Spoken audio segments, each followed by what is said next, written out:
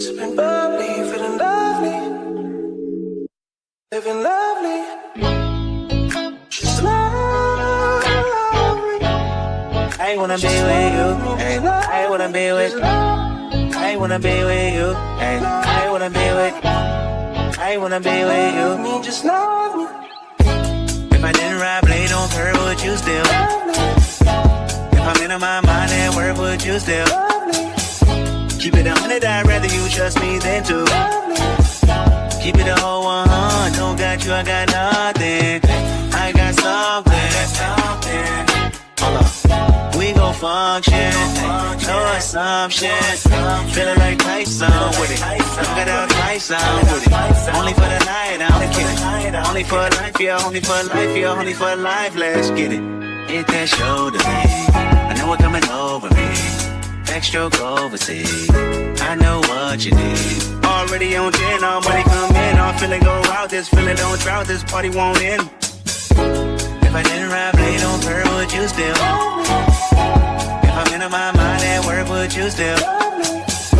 Keep it 100, I'd rather you trust me than to. Keep it a whole 100, don't got you, I got nothing. Run for my money. There was nobody, no one that would run me. So give me a run for my money. Sipping bubbly, feeling lovely, living lovely. She's lovely. I wanna be with you, and I wanna be with you. I wanna be with you, and I wanna be with you. I wanna be with you. Me just love me. I'm on the way, we ain't got no time to waste. Hop in your come on the way, and mine away. I don't want pressure you none, I want your blessing today. Oh, by the way, open the door by the way. Show you that I'm on the way, I'm on the way. I know connection is vague, pick up the phone for me, babe. What is up and what's going on, fellow fanatics? Appreciate it. Every single one of you guys being here. I owe you guys a live stream. I was supposed to be live yesterday. I do apologize. I went to, I got invited to go to the zoo yesterday morning, so I went to the zoo. And let's just say that zoo kicked my ass much more than I thought it was going to. The zoo is a once a year type of thing. That walk, because it's huge, the walk around, well, I want to say it's huge. I want to say it's huge, but it is big. It's big, and they've changed so much since the last time I was there. I've been there in a long time. It was definitely a workout. So that kicked my ass yesterday. And plus, I had to clean, so I got done a lot later than I anticipated. So I didn't get to hang out with you guys yesterday, but we do have some things to talk about today that we are going to get into. We're going to talk about Punisher Last Kill, the special presentation that was on Disney Plus last night. We'll talk about it. We're going to talk about Ahsoka Season 2 and how it has now been delayed. And we're also going to tie in the Mandoverse and its cancellation, which we all knew was coming. We'll talk about that as well. We'll talk about Sebastian Stan and just overall Batman 2, the Batman 2. And then Vision Quest and just a few more things. But that's it, really. We'll get into those things and we'll see what is going on. Quasimodo, I appreciate you being here with the Planet Fanatics on Wednesday. What's good, Darius? Appreciate it, sir. Now we're cooking. Shout out to the chat. What's up, everybody? Naries, appreciate you being here. Bucky Love, appreciate it. He said that Punisher special was kind of ass. Oh, buddy, we're going to get into it. Quasimodo said that Punisher special was definitely ads. Could have just been Born Again filler episode, to be honest. Groovy said, what's up, Darius in chat? Appreciate it. Kenny said, bro, my zoo in Houston my zoo is the Houston Zoo, and it's so much walking. I bet the Houston Zoo is obviously probably bigger than the Oklahoma City Zoo. The Oklahoma City Zoo has expanded so much, though. They have like this whole obviously, like most zoos, they have this, they have the African safari part, they have the Asia part, they've got, all the different parts. Only thing that I'm ready for them to bring back to the Oklahoma City Zoo is the sea lions, the dolphins, the aquatic part. That's one of my favorite parts of the zoo. And they took it away a while ago. They just tore it down, said they were supposed to be building it back, but didn't build it back. So, and the lady at the zoo the other day said it would be many, many, many years before if they return. So yeah, I bet you your Houston Zoo is probably a lot better than my Oklahoma City Zoo. Uh, Quasimodo also said, Punisher last brain cell and Cleve 17. What's going on, brother? Appreciate you being here. Lawrence, appreciate you as well. Kenny also said we finally got penguins last year. Oh yeah, we'll never get that. I don't think we'll ever get that. They might have, like, if I remember correctly, they may have had some when I was younger, but I have. It's been such a long time since the aquatic part was a part of our zoo. So, Lawrence said Punisher was a hot mess. Man, we'll get into it all. We'll get into it all.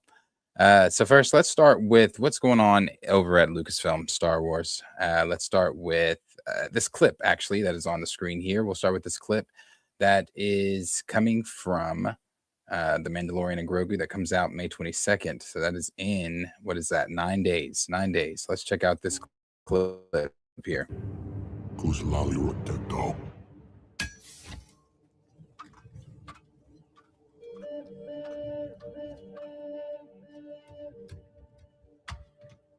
Mandalorian still priceless on the black market.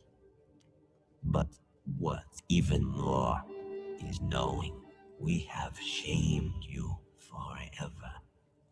We know the Mandalorian creed. You, the outcast, for letting an enemy see your face. Not if you all die. It will bring us ecstasy to watch your strong spirit break.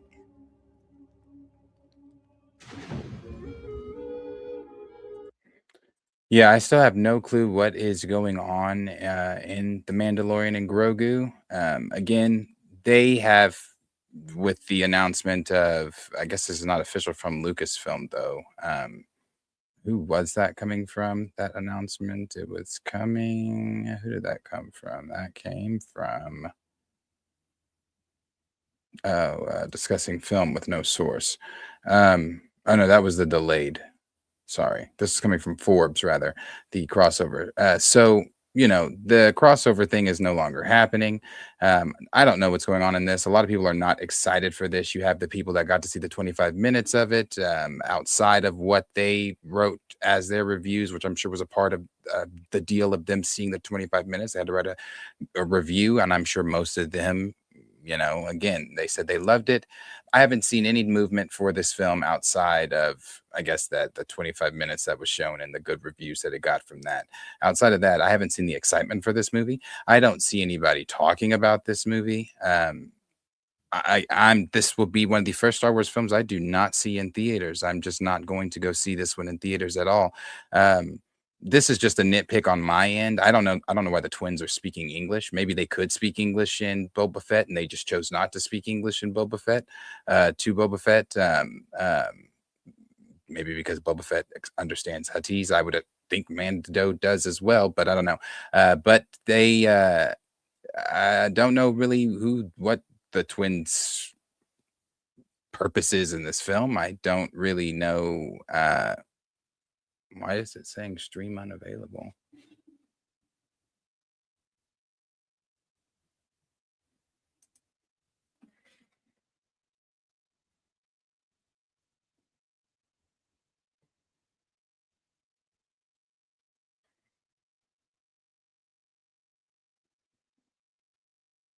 I wonder if that's going to come back on.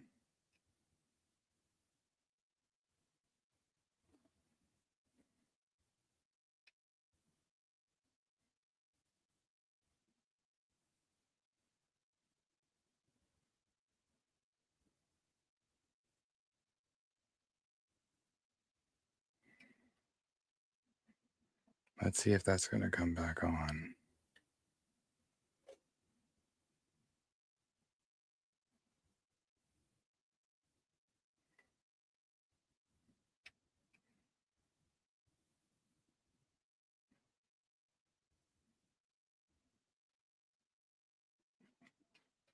Okay. I was waiting to see if this was going to come back on. I didn't know if it was going to come back on. I was going to just make a new stream. And this is the reason. Fuck them. This is the reason. Trying to advertise your little fucking movie that nobody's fucking talking about, and they're going to hit you with a strike. So and then take the stream down. Fuck them. I'm not seeing this movie in theaters. This will be the first Star Wars film I do not see in theaters. I have no idea what they're doing in this movie. Grogu is still goo-gooing and gaga, and I just watched season 1 from 2018 the other day, and we are far from season 1. Far from season 1. Far from it as far as tone. Far from it as far as the mission. Far from it as far as just Grogu's advancement and everything like that. So no, this is not one I will be watching in theaters. Again, this is coming from Forbes, but I'm going to go to this article here that is talking about the Mando Grogu Ahsoka crossover that may not be happening. And this is coming off the heels of the Ahsoka show being delayed here. So this is saying that the major Mandalorian and Ahsoka crossover film reportedly no longer happening. This is supposed to be Dave Filoni's Mandoverse that they were supposed to be building to, and they were going to be fighting Thrawn, I guess, fighting Thrawn. It was supposed to be some botched version of Heir to the Empire, I guess. I don't know. Goes on to say reports coming from Disney upfronts as shared, and this was the event, I guess, a few days ago, as shared in the entertainment coverage by outlets like Forbes, say that a planned crossover film between The Mandalorian and Ahsoka has now been quietly shelved. The crossover project was expected to bring together characters from both series, and I think it was even supposed to bring in those damn skeleton kids and Boba Fett, I think. I think it's supposed to bring all the series, not just these two. Both series in a single big story set in the same timeline. However, according to the same reporting, the idea has now been moved to the back burner and is no longer moving forward for the time being. Instead, the crossover movie, Disney is now focusing more on other projects in Star Wars universe, including upcoming films plans centered on the Mandalorian story. The change suggests a shift in direction for how the studio wants to handle these connected stories. The report also comes at a time when Ahsoka is facing a long-awaited season, a long wait between seasons. Disney has confirmed that the next season is now expected in early 2027. This means fans could be waiting around 3.5 to 4 years before seasons, depending on production and post-production timing. Filming for the new season wrapped in October 2025, but the long gap is reportedly due to heavy visual effects work and extended post-production. The show continues the story created by Dave Filoni and expands the characters from earlier animated series like The Clone Wars and Rebels. The crossover film was seen by fans as a major potential event, especially because both shows exist in the same narrative timeline. It was expected to bring together key characters, including those played by Pedro Pascal and Rosario Dawson. However, the latest update suggests that Disney has chosen to focus on a different path for now. The story is instead moving forward with a separate The Mandalorian and Grogu project, which is now positioned as the main continuation of the storyline on the big screen. According to the same report, one factor behind the shifting plans is that Dave Filoni has taken on larger responsibilities within Lucasfilm. He is now more involved in shaping the overall direction of Star Wars franchise, which may be affecting how quickly individual projects move forward. The reporting also notes that the project challenges the production challenges and past changes in the cast have impacted scheduling. The passing of actor Ray Stevenson, who played the key role in Ahsoka, also led to the recasting decision that required adjustments in production planning. We know that part. So they go on this last part here. For now, there are no official release plans for a crossover between The Mandalorian and Ahsoka, and an idea appears to have been paused indefinitely. It needs to be paused indefinitely. I think it needs to be paused indefinitely. I don't think the Mandalorian and Grogu crossover with the Ahsoka show mixed with the rest of these characters was going to be a good idea ever. Especially you were bringing in the skeleton crew. You were going to have, and whatever the story was, again, the rumors were that it was supposed to be some version of Heir to the Empire. I guess Luke was maybe going to show up, and they were going to do the way that he showed up in the Book of Boba Fett when they got, I think the YouTuber's name was Shamook or whatever, that did a much better CGI version of, or VFX CGI version of Luke than what they did in season 2 of The Mandalorian. So I don't think that this needs to happen. I think that they need to start fresh. I think that they need to figure out what they're doing with Grogu and The Mandalorian before trying to have him cross over with Ahsoka. And you really don't, I guess, outside of Dave, you don't really know what you're doing with Ahsoka. But again, this is why I do like Dave being in charge. I think he's looking at the stuff that Kathy had signed off on and said, okay, no, this doesn't make sense. We're not going to do this. We're not going to do that. Again, the whole Maul show, bringing in Maul and Devin, potentially future Talon. Those are also some of Dave's plans, which we've talked about before. So I like seeing that he's stopping some of this dumbass stuff. Hopefully the next thing that we see stopped is the Rey series or the Rey movie or whatever it is.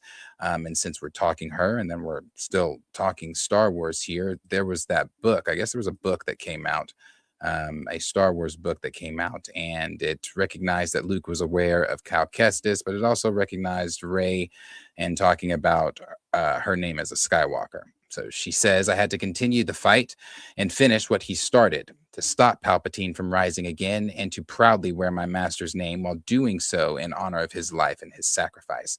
Luke Skywalker may be gone from this plane, just like all the Jedi who came before him, but he will live forever because in the end, I am all the Jedi, and maybe we all are. And see, that's that stuff I don't like.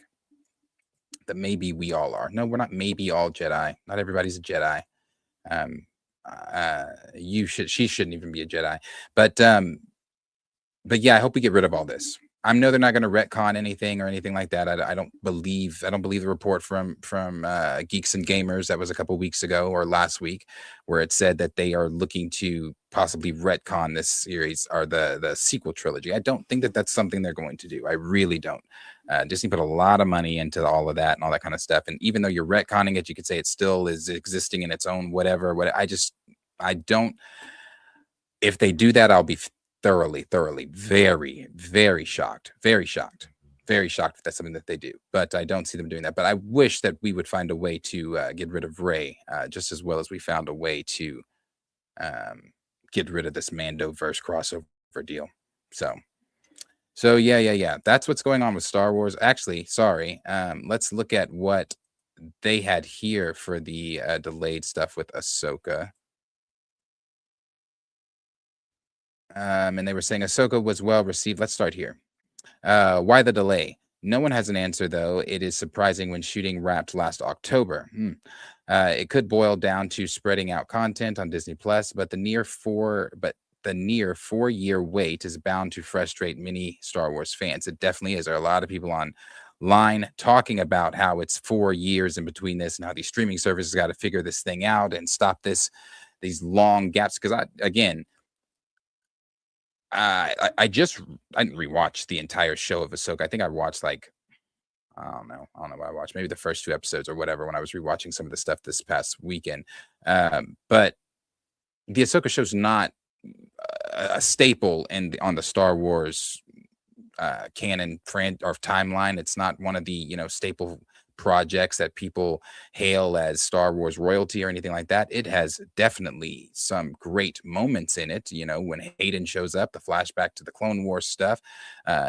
Seeing Hugh Wang from the Clone Wars. There's some good things that happen in it. The World Between Worlds was not as involved as I don't want to say we. The Star Wars community, those rumors and stuff, is a lot of the Star Wars community anticipated it was going to be. And it, the World Between Worlds is the logo. And that was the first clue that a lot of people had, but it just wasn't as involved as we all thought it was going to be. And then when it was involved, it definitely wasn't what I thought it was how they were going to do it, because it wasn't like they did in Rebels or anything like that. It's still yet to be explained or anything like that, what the World Between Worlds is. Now, is Dave going to retcon even what he said about the World Between Worlds? He's the one that said it's not time travel. It's not something that you can go and change events on the timeline and things like that. Is that something that they change and they go in and they do make I hope not. I've said that before. I hope not. I don't want Star Wars to be Marvel, DC. I don't want to time travel and alter the reality of what has happened canonically already. I just don't want to do that. They made their bed with the sequel stuff. I wish there was a way they could do it. If they retcon it, cool. but I don't want to do. I don't want to use the World Between Worlds to do that. I don't want the World Between Worlds to be that. So that's just me personally. But if they do it, they do it. It is what it is. But Ahsoka, like I said, is people are upset about the 4-year wait. It's crazy. Original plans called The Mandalorian Season 4 to bridge the gap between Ahsoka Season 1 and 2, but that went out the window when it became The Mandalorian and Grogu movie. As noted, Ahsoka Season 1 concluded with the Grand Admiral Thrawn returning to the main Star Wars galaxy alongside the Dathomirian Great Mothers. Ezra Bridger is also back, but Ahsoka Tano and Sabine Wren were left stranded on Peridea with no obvious way home. Fortunately, they are being watched over by Anakin Skywalker Force Ghost, and it seems the series will next explain the concept of the Mortis gods and the former Sith Lord's connection to them. As for Thrawn, his arc could lead to the formation of the First Order. See, here we go. So there, but then again, this is just a speculation from the writer here. But regardless of what's done, unless they do retcon it, all roads, whatever's done in Star Wars, does lead to the sequel trilogy. Last October, Rosario Dawson said that despite the dire circumstances Snips finds herself in, we can expect to see a slightly different Ahsoka Tano in Season 2. She had more of a strong gravitas at the beginning, and she was a little bit more unflappable. And I'm liking that she's relaxing. She's kind of getting back to her role. I think those moments with Hayden Christensen and Anakin were so important for her to heal something so she could be more present. And that's what I really enjoy. I think we get to explore that a lot more in the second season. I'm really glad that we get to add more joy into her life, because she definitely feels lifeless with Rosaria playing her. I think Rosaria, as I said the other day, I think Rosaria looks the part. She does not sell the part. And see her relax a little bit more and work in Community a little bit more than she has. Ahsoka Season 2, we know that. There's the logo. Rosaria, boom. Yeah, but it's delayed. So 2027 is when Ahsoka is now going to be coming. And if it is an issue why they're delaying it due to editing and stuff, from what we've seen from the leaked behind the scenes stuff, with the concept art of the aliens and the monsters, and we haven't seen anything about Abeloth. Obviously, I doubt anything's going to leak about concept art with Abeloth if she really is in it, and I believe she truly is.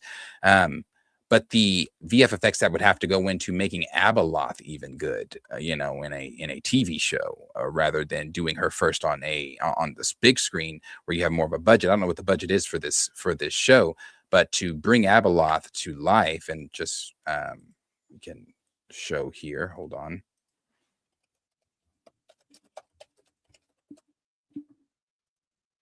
Yeah, to bring Abeloth to life, you're going to need some great VF effects here, because why are we not given the picture?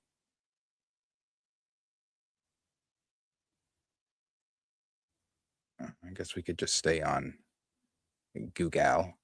But yeah, you're going to need some great VF effects here for her, because she's not ordinary. She is twisted and mangled and deformed and corrupted. So yeah, you're going to have to have some great VF effects stuff. So I'm not mad about it if they are, really tightening things up to make sure that this is a much better season than last season, to give fans what they really want, to really dive into that weird, deep, and mystic part of Star Wars that we really haven't seen on the big screen unless you're a book reader or things like that, or read the comics. So yeah, you're gonna have to take your time and be patient. I hope that that's what is being done here with this. So I'm happy. I'm upset about the long wait. I am, but I'm happy if they're tightening things up to really bring Abeloth to life, to make this look great. And I hope they also tighten up on Rosario Dawson's fighting. I hope that, she has really been working, and I hope that she looks better. She looks more, it flows more, because right now she just looks tight, stiff, uncomfortable. So yeah. This is what's going on. Are you upset about the Ahsoka delay? Are you mad about the 4 years like most people online are? Or are you more on my lane? Like, okay, I haven't really been happy with Disney Star Wars anyway. So if they're taking their time, Dave is in charge. Let's see what he's actually cooking up over there as the new president of Star Wars. And this is his show. This is his character that he helped create. So, of course, he's a little biased and he does care. But you guys let me know what you guys are thinking. And let's see what you guys are saying over here.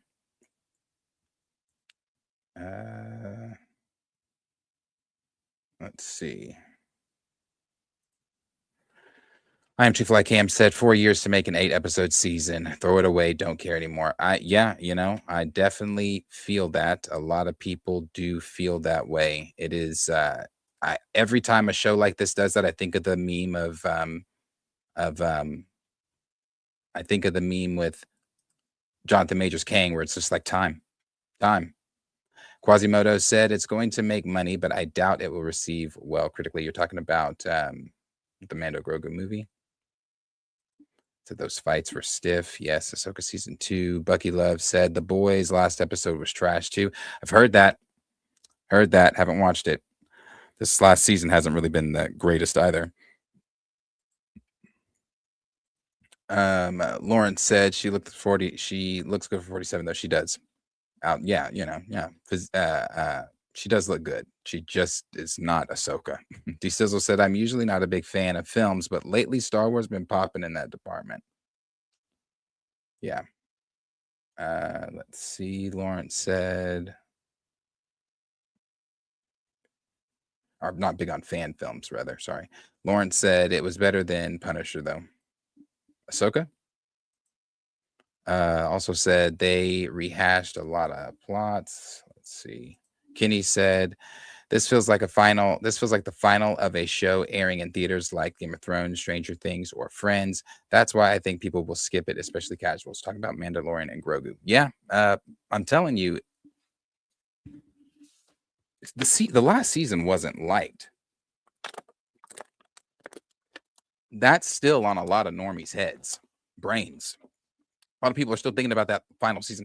That final season, I hated. I don't even think I finished that final season. I didn't care for that final season at all. So you're going from that final season. Now you're putting this on the big screen, and this is an experiment for them. They've even said that by saying that, by saying that they're going to see how this one does to see if this film then gets a second and a third. Now, I don't know what it needs to make for them to have that decision for it to get a second or third, but I hope also that this film does explain where are we going with the Grogu. I just don't want this to be one big hour and a half or 2 hour, how long the film is, like just side quest mission where there's no character growth from Grogu. We don't see him, expand or grow or anything like that. That's my biggest complaint. And I really hope for the people that will see this in theaters, see it before me, that gets out there, that they really had some character growth, because that might change my perspective and maybe make me go see it. Doubt it, but maybe. Lauren said they would need to recast Luke and forget the sequel movies. You really don't even have to recast Luke. You just got to do Luke. Just do the...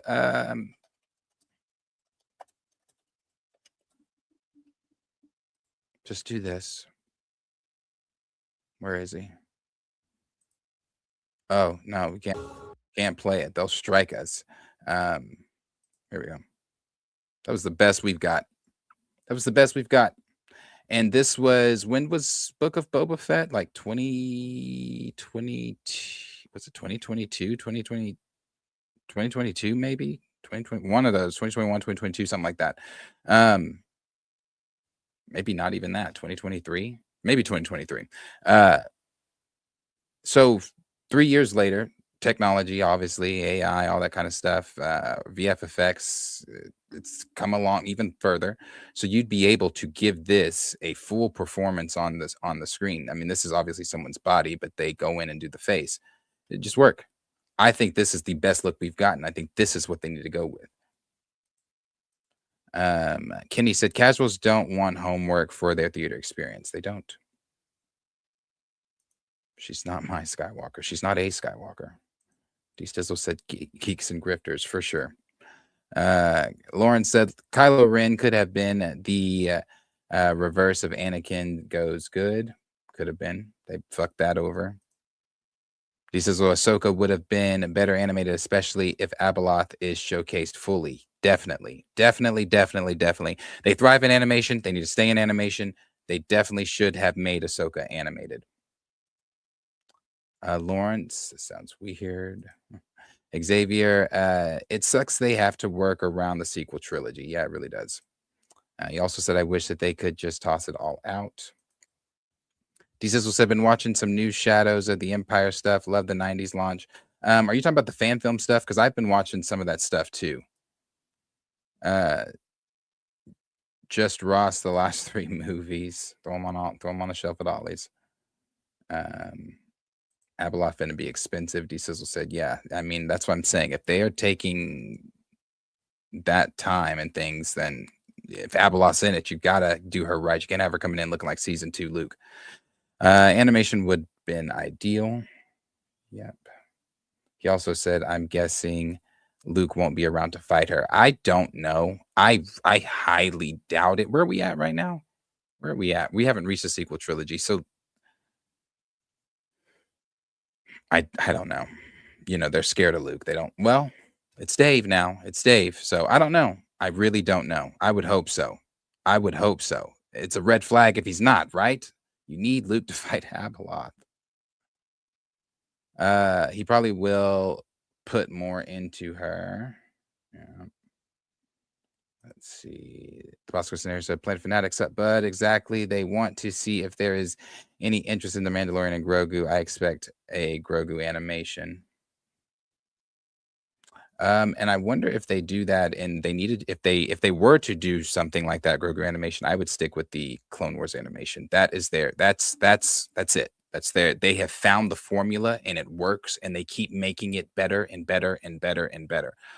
Even Jon Favreau said, and I said the same thing. Maul could have been, you could have done, that could have been a movie that it could have been. Not now, people still wouldn't have gone to see it because we, like D Sizzle said, I think one of the streams, last stream, we still live, you know, in North America where it's not, people still look at animation as kid-like and childish rather than in over there like they do with anime and things like that. So even if you did put it in theaters, it still wouldn't have done well, but it could have been. It could have been. That's how good it looked. So they have really perfected their animation, and I would stick with that Clone Wars animation. I wouldn't do anything else if they were to do that. D Sizzle said, "Hush on if the mother was still around." Xavier said, "I seriously doubt Grogu gets much character development." Oh, I doubt it. Yeah, let Mark voice act. Yeah, for sure. Yeah. Chi-Town said, hey, hope all is well and nothing but positivity to you, brother. Same to you. I appreciate it very much. I'm going to catch up with you on the replay. Appreciate it. Oh, the fan stuff. Yeah, I've been watching that too. Quasimodo said, Grogu cartoon on Disney Junior. LOL, watch this going to happen. Well, it was good. Yes, it was. Now, this too, before we move, this was Dave talking about Ahsoka, which is what's in season 2. This is from Star Wars Celebration in Japan. I know what they really want to talk about, which is what's in season 2. So half of it is a really, really big battle. Yeah. There is going to be a war in our Star Wars, like an all-out throwdown on a scale, as best as I can do it, as best as John and I can afford it, because we want that, and Thrawn will be involved. We will see a lot more of him. You'll see a lot more of Ezra. You'll see a lot more. Hera is going to get back into it, and she'll be much more directly part of the action. Because you guys made such a big deal about it, I put a lot more Chopper in. And so, yes, a lot more Chopper. And because of the way you guys are about it, he doesn't really mess up stuff. I don't know why he does these things, but they all seem to like it. And then because you guys asked for it, and because John's been playing with him so much and I want my toy back, we put Zeb and Ahsoka. So you get the whole action figure series, the whole play set's available to you in season 2. And it's going to be a lot of fun. And you have been training really hard. I've been watching.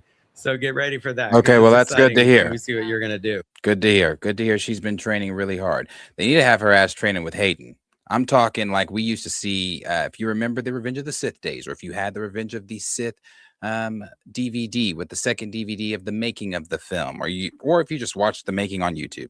Hayden and Ewan were so in sync it was so fast, it was so quick. It was, I say even quicker than I don't know, man. Ewan and Ray Parks were pretty. That was some quick ass. That was shit. That was quick. They need to have her doing that type. I mean, I don't know how athletic Rosaria is. She doesn't seem to be. But have her doing that type of training. That's what I want to see from them. That's what Star Wars battle should look like. I want to see it. I want to see it. I want to see it. I want to see it. We have a super chat here from Battery. I appreciate it. Oh shit! Oh shit! Where Battery said, will Star Wars ever fully recover? MCU is so trash now too. Yeah. Will Star Wars ever fully recover? And I think I have to agree with others out there that have said no as well. I don't think so.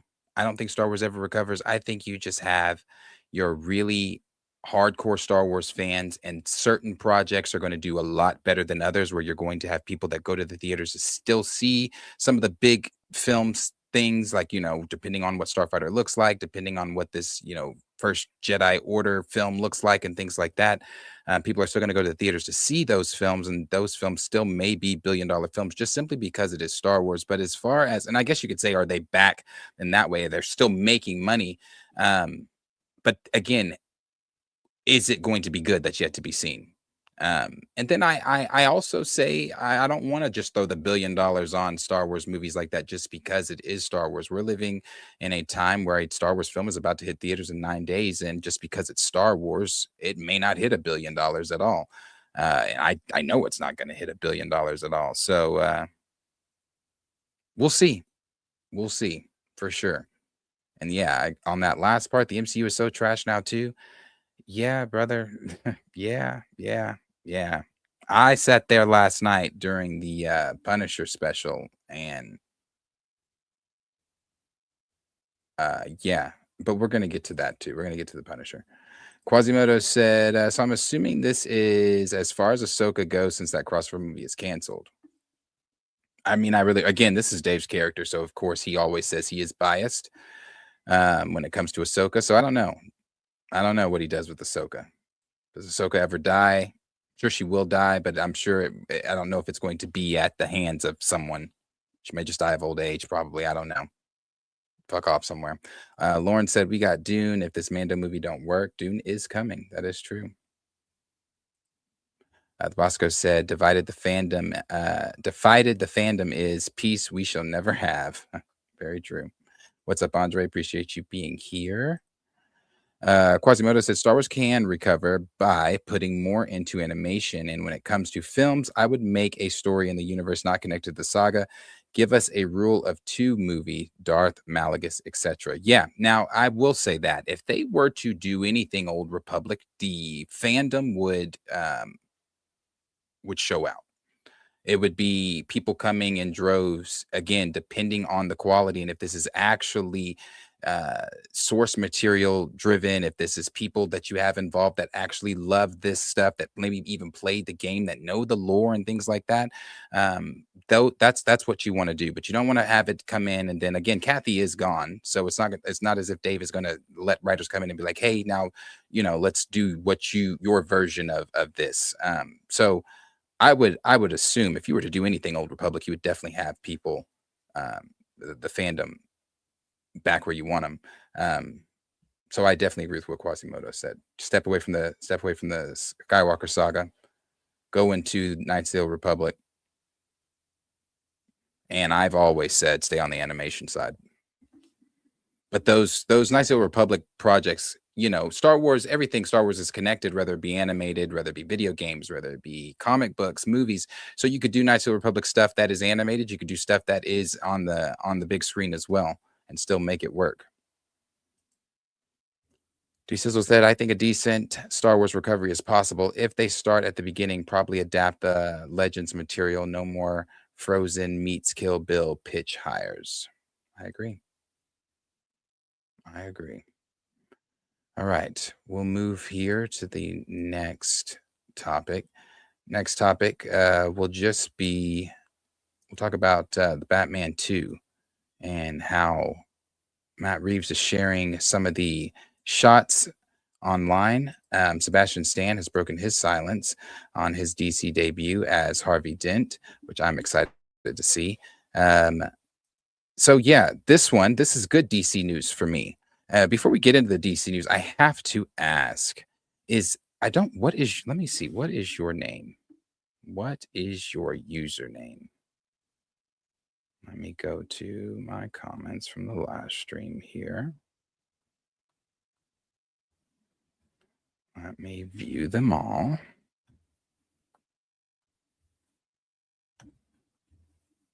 And your username.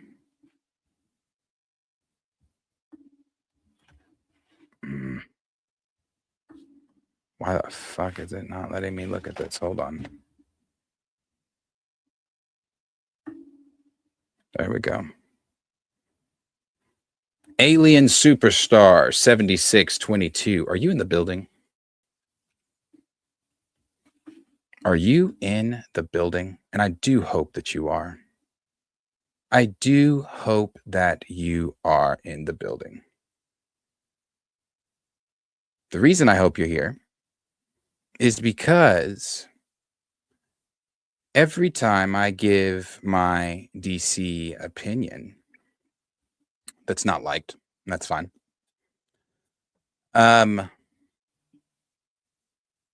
Alien Superstar, who was in the stream, the last stream we did on Monday, I think it was. He was here. He or she, don't know. They were here on Monday because they were commenting, and I did not know that it was this person. But this person, every time I give a DC opinion, seems to have a lot to say.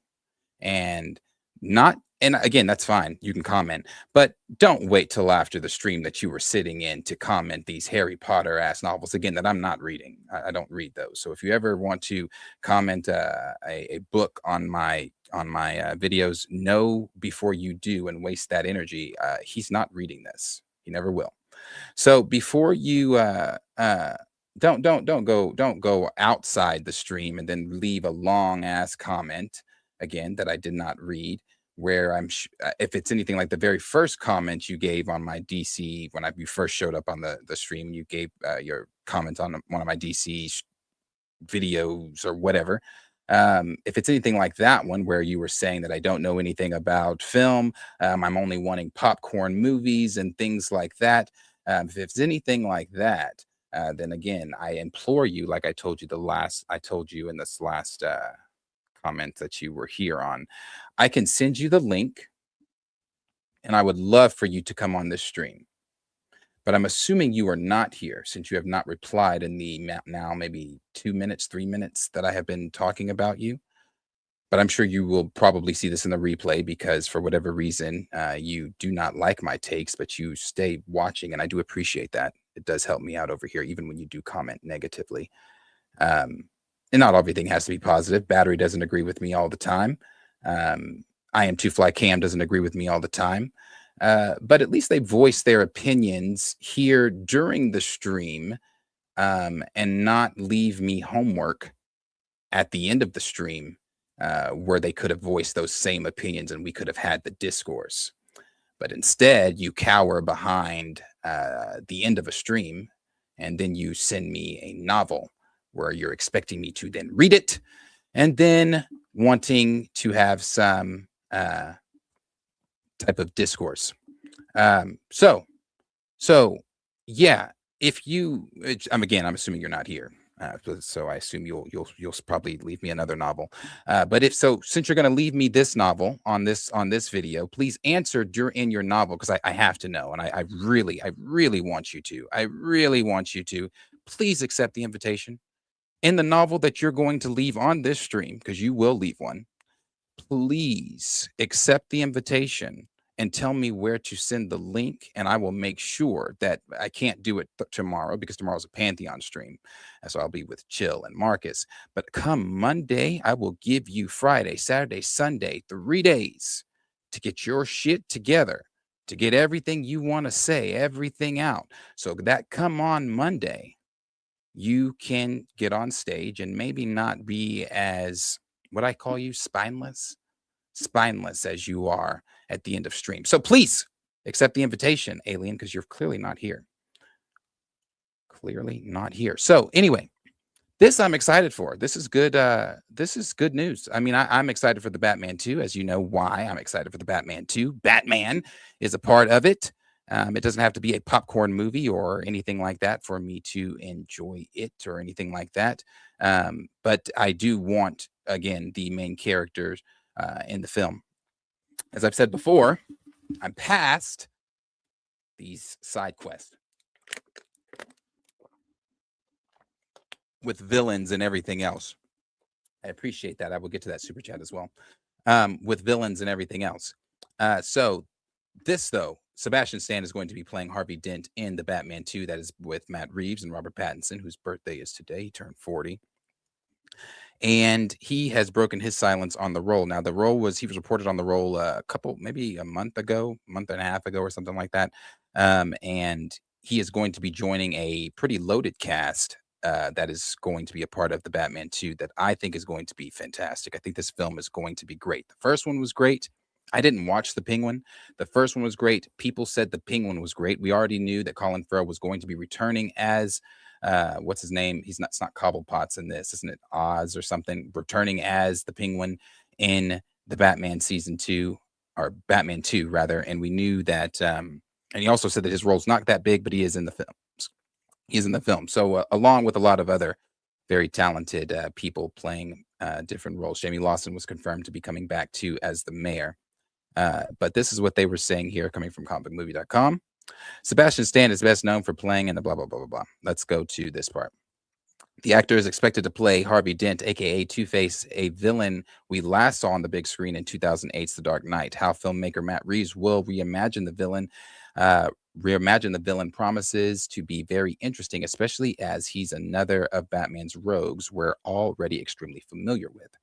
Deadline recently caught up with Stan, who will soon start shooting the Batman following up in London. Taking to the trade, the actor expressed his excitement about working with the director and taking on a very different comic book movie role. Stan stated by telling the site in the movie that the movie will be a challenge like everything else. I feel like it's a really ambitious movie, and I think if we do it all right, and obviously I'm excited about Matt Reeves directing, because he's been one of my favorites for a very long time. I really think it's going to blow people away. It's going to surprise a lot of people, I think, too. Obviously, there's a reason why Batman's been reoccurring for so many years and why so many kids love Spider-Man. When you're thinking of honestly, just anything positive for young men, it's you're a teenager and you're growing up and you're watching that. It's about a kid being odd and figuring his way into things, and it works in very subtle ways. Headed the right way, Two-Face is a villain that can give Stan a meaty role and really sink his teeth into. For Reeves, avoiding the familiar taping that came with the character will be crucial. But as we saw most recently in pages of Absolute Batman, there are still new ways to approach Dent's story. Plot details for the Batman 2 are going to be kept under wraps. As you can see below, Reeves recently confirmed the movie takes place in the winter, prompting speculation about Mr. Freeze's appearance. Now, Reeves did say that he wanted to do Mr. Freeze. This was after the Batman 2 and all that kind of stuff, all the, interviews and stuff he was doing. Actually, I think it was interview. Yeah, it was interviews after it. He said he wanted to do Mr. Freeze, and it was going to be a more realistic take, because this is a more realistic world that he is creating for Batman. So it'd be a more realistic take on Mr. Freeze. How you kind of had the Riddler was kind of like based off the Zodiac Killer and things like that. That would be the deal for Mr. Freeze. It wouldn't be so much him with a giant Bray freeze gun. I think it'd be more so something he does with the murders, maybe freezes I don't know, something like that. But it wouldn't be, your comic book, straight out the comic book Mr. Freeze. Anyway, it goes on to say, however, based on reporting from trades, the spotlight will be put on the Dent family. Harvey, his wife, and the district attorney's father. Two-Face, Hush, and Halloween Killer and Phantasma are all in the mix for the sequel's potential costumed villains. So we will see what is going on for sure in this film. But I'm excited for this one. I really am. This one's going to be really good. I like Matt Reeves a lot.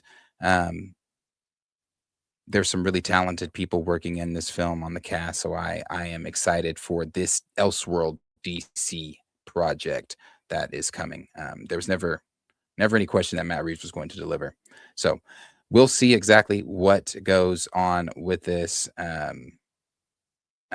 Exactly what goes on with this one, but I think that this is going to be a good one. If you like the Penguin and you like this, then and you like the first one, then you're going to really like. I think all of us are really going to like the second one, and I hope he gets those other two. Hope so, because he said he wanted this to go to 4 films, so I hope he gets that as well.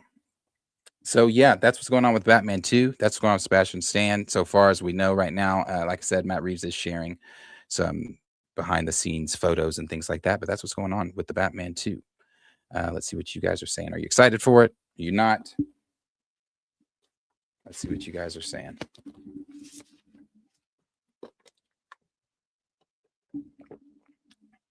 Let's see. Actually, let me hit this super. Let me hit this super. Oh shit! Oh shit! Oh shit! Super from is it Vincent Moore? Appreciate that. Said the boys episode was somber. Can't wait for the finale. Is the finale is going to theaters, correct? I think it's going to theaters, or is that for net? Is there one more season, or is this it? Haven't kept up in a minute. I'm watching this season. I don't know what episode I'm on though. I don't think I'm close to the finale yet though. Abundance said, so Bucky is out of here in Doomsday. More than likely. More than likely. I think we said that when he got cast as Harvey Dent.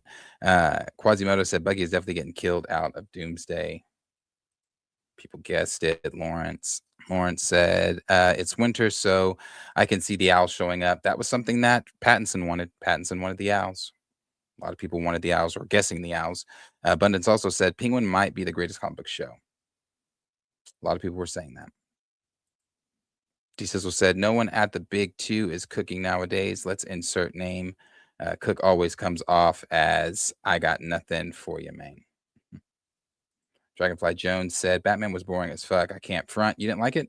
Took me a few nights to finish the movie. Really? You know what? Somebody else said that. I know somebody else that didn't enjoy the Batman either.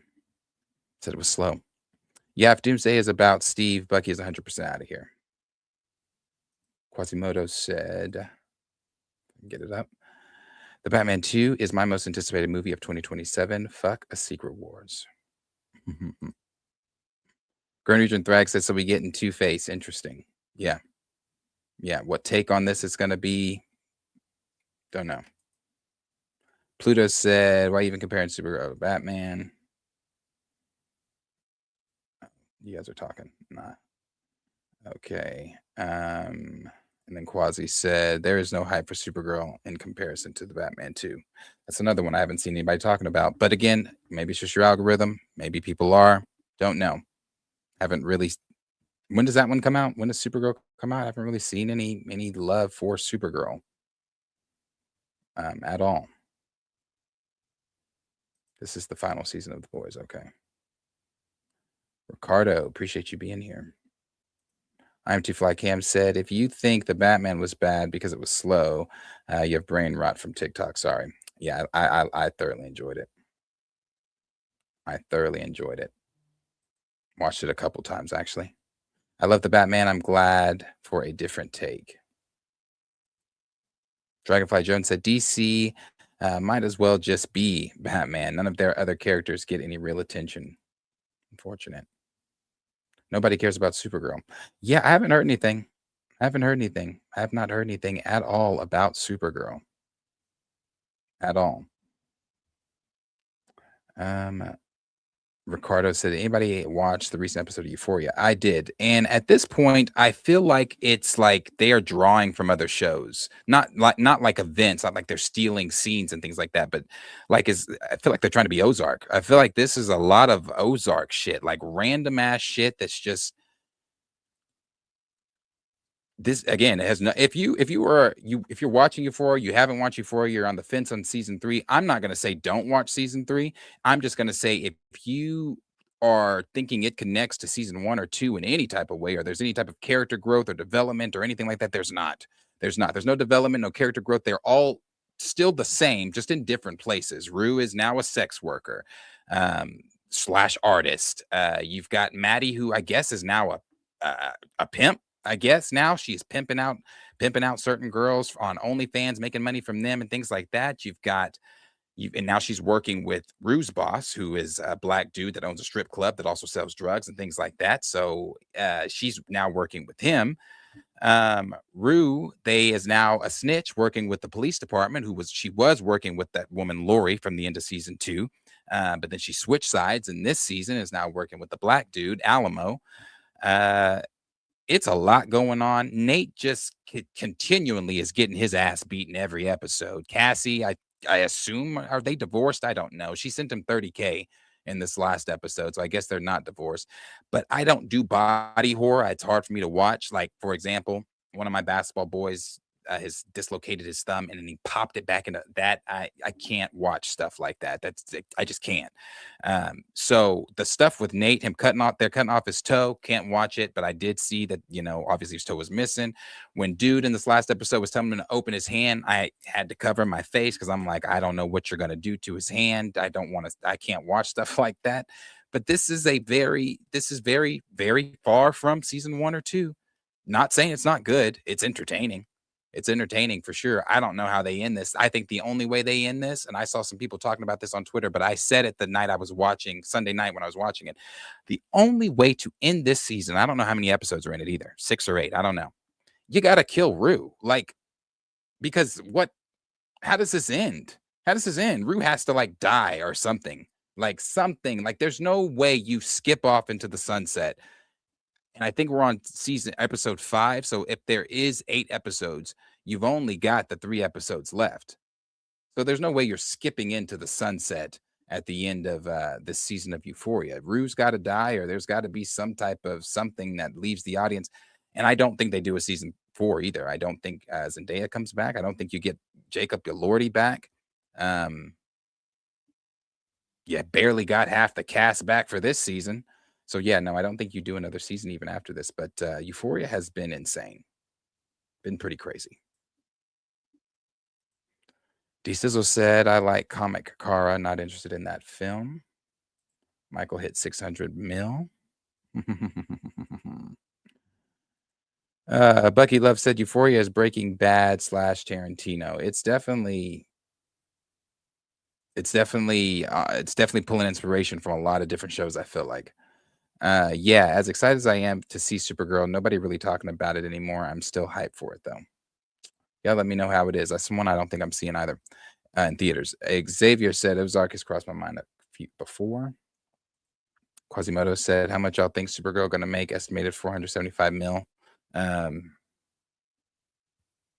go with that, or 5. Lawrence said Mario is going to streaming. It is. Button said Euphoria is dope. I do like it. Just not this. We're not in Kansas anymore, but I do like it. Also, I feel like Sydney suggested for them to have her do all that. Everyone is distracted from her scandals and focused on her body. My theory. Cassie is still Cassie. I know she's damn annoying. It's making $1 billion, buddy. What's making $1 billion? Greenridge and Thrag said, LOL IDK, how y'all watch that show? Ricardo said, Maddie is pretty much a madam / head. I guess so. Hey, she is, she's definitely moving. She's definitely moving. No. Ricardo said, yeah, Nate's scenes are OD too. Yeah, Nate's stuff is just like, and how different his character is from season 1 and 2 of Euphoria. He's not even the same person. He's just getting his ass beat. This is the same Nate we saw fight his dad. Come on, man. Like, what? Euphoria is different. Vibe now, it is different. Ricardo said, Rue is a trafficker pretty much. She is, but at the end of the day, this kid just not going to end with her sunset. Either she's going to end up in jail or she's going to end up dead. I just don't know how this ends for her. And again, I think there's 3 episodes left. Bundon said The Boys is trash this season. Lauren said it's stream May 16th. Universal will pull Mario soon. Has it hit 1 billion? Let's see. Oh yeah, Rue's finds religion. That is true. She is finding religion. Xavier said, I don't think Rue makes it out alive, and I'm sure Zendaya wants it that way. I'm sure she does. Like I said, if they were to, they're not returning. None of them. You barely got half the cast to come back for this one. Ricardo said, no, Rue is helping out with sex, human trafficking. Yeah, she is, but she's also the snitch. She's also snitching now. Why Alamo is about to try to take off her head in this last episode. The main cast are legit stars. Yeah, that's what I'm saying. They're not. I don't see them returning. Which has more? Oh. No, you're saying which has more hype, Mando or Supergirl? Oh, that's tough. That's tough.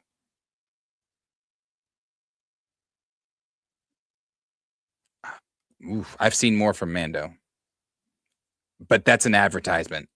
That's not from. I haven't really seen anything Supergirl, advertisement or not. Pluto said, if it makes 475, DC throwing a parade. Vision said, why is it so much hate for Mortal Kombat 2? I don't know. Not a big Mortal Kombat person, so I didn't watch 1 or 2. He was talking about Mario, which is on the way out. Oh, okay. Ricardo said the Punisher special should have been longer, but it was cool. Yeah, we're about to get into that one. Bucky Love said people will watch The Boys, but trash Euphoria. Ricardo said, is he supposed to get a new show? I don't know. I don't know. D Sizzle said slight edge for Mando only because it's Star Wars. Quasimodo said Mando has more hype because of the following. Supergirl really has James Gunn fans hype, but even they say it looks like Guardians of the Galaxy. Yeah. Mario made 942, but it's losing screen soon. I'm going to see Supergirl for Lobo. I really wonder if Lobo is going to be in Man of Tomorrow. He's in the movie, so I wonder if he's going to be in it.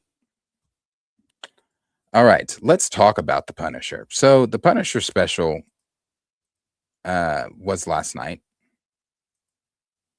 And right now, it is certified fresh on Rotten Tomatoes. You do have people that are loving it.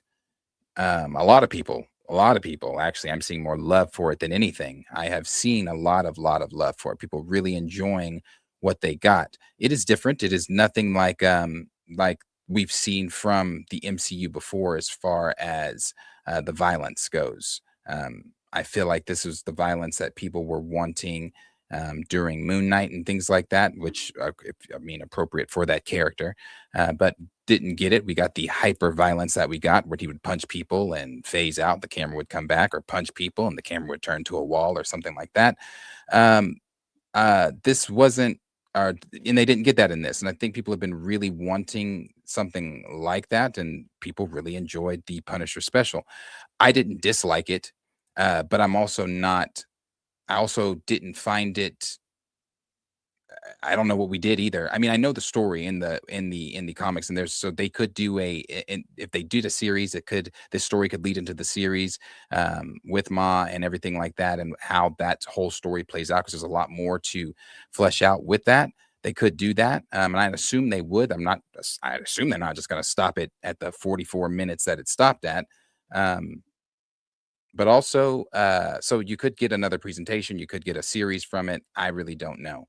But I do think that it also wasn't that great. I didn't hate it, but it wasn't that great. The action was fun. The action was fine. There was that VFX moment that everybody's talking about that wasn't great. Um, but I thought I also thought Bernthal's acting was really good. I thought his acting was phenomenal. I thought he handled the PTSD moments really, really good.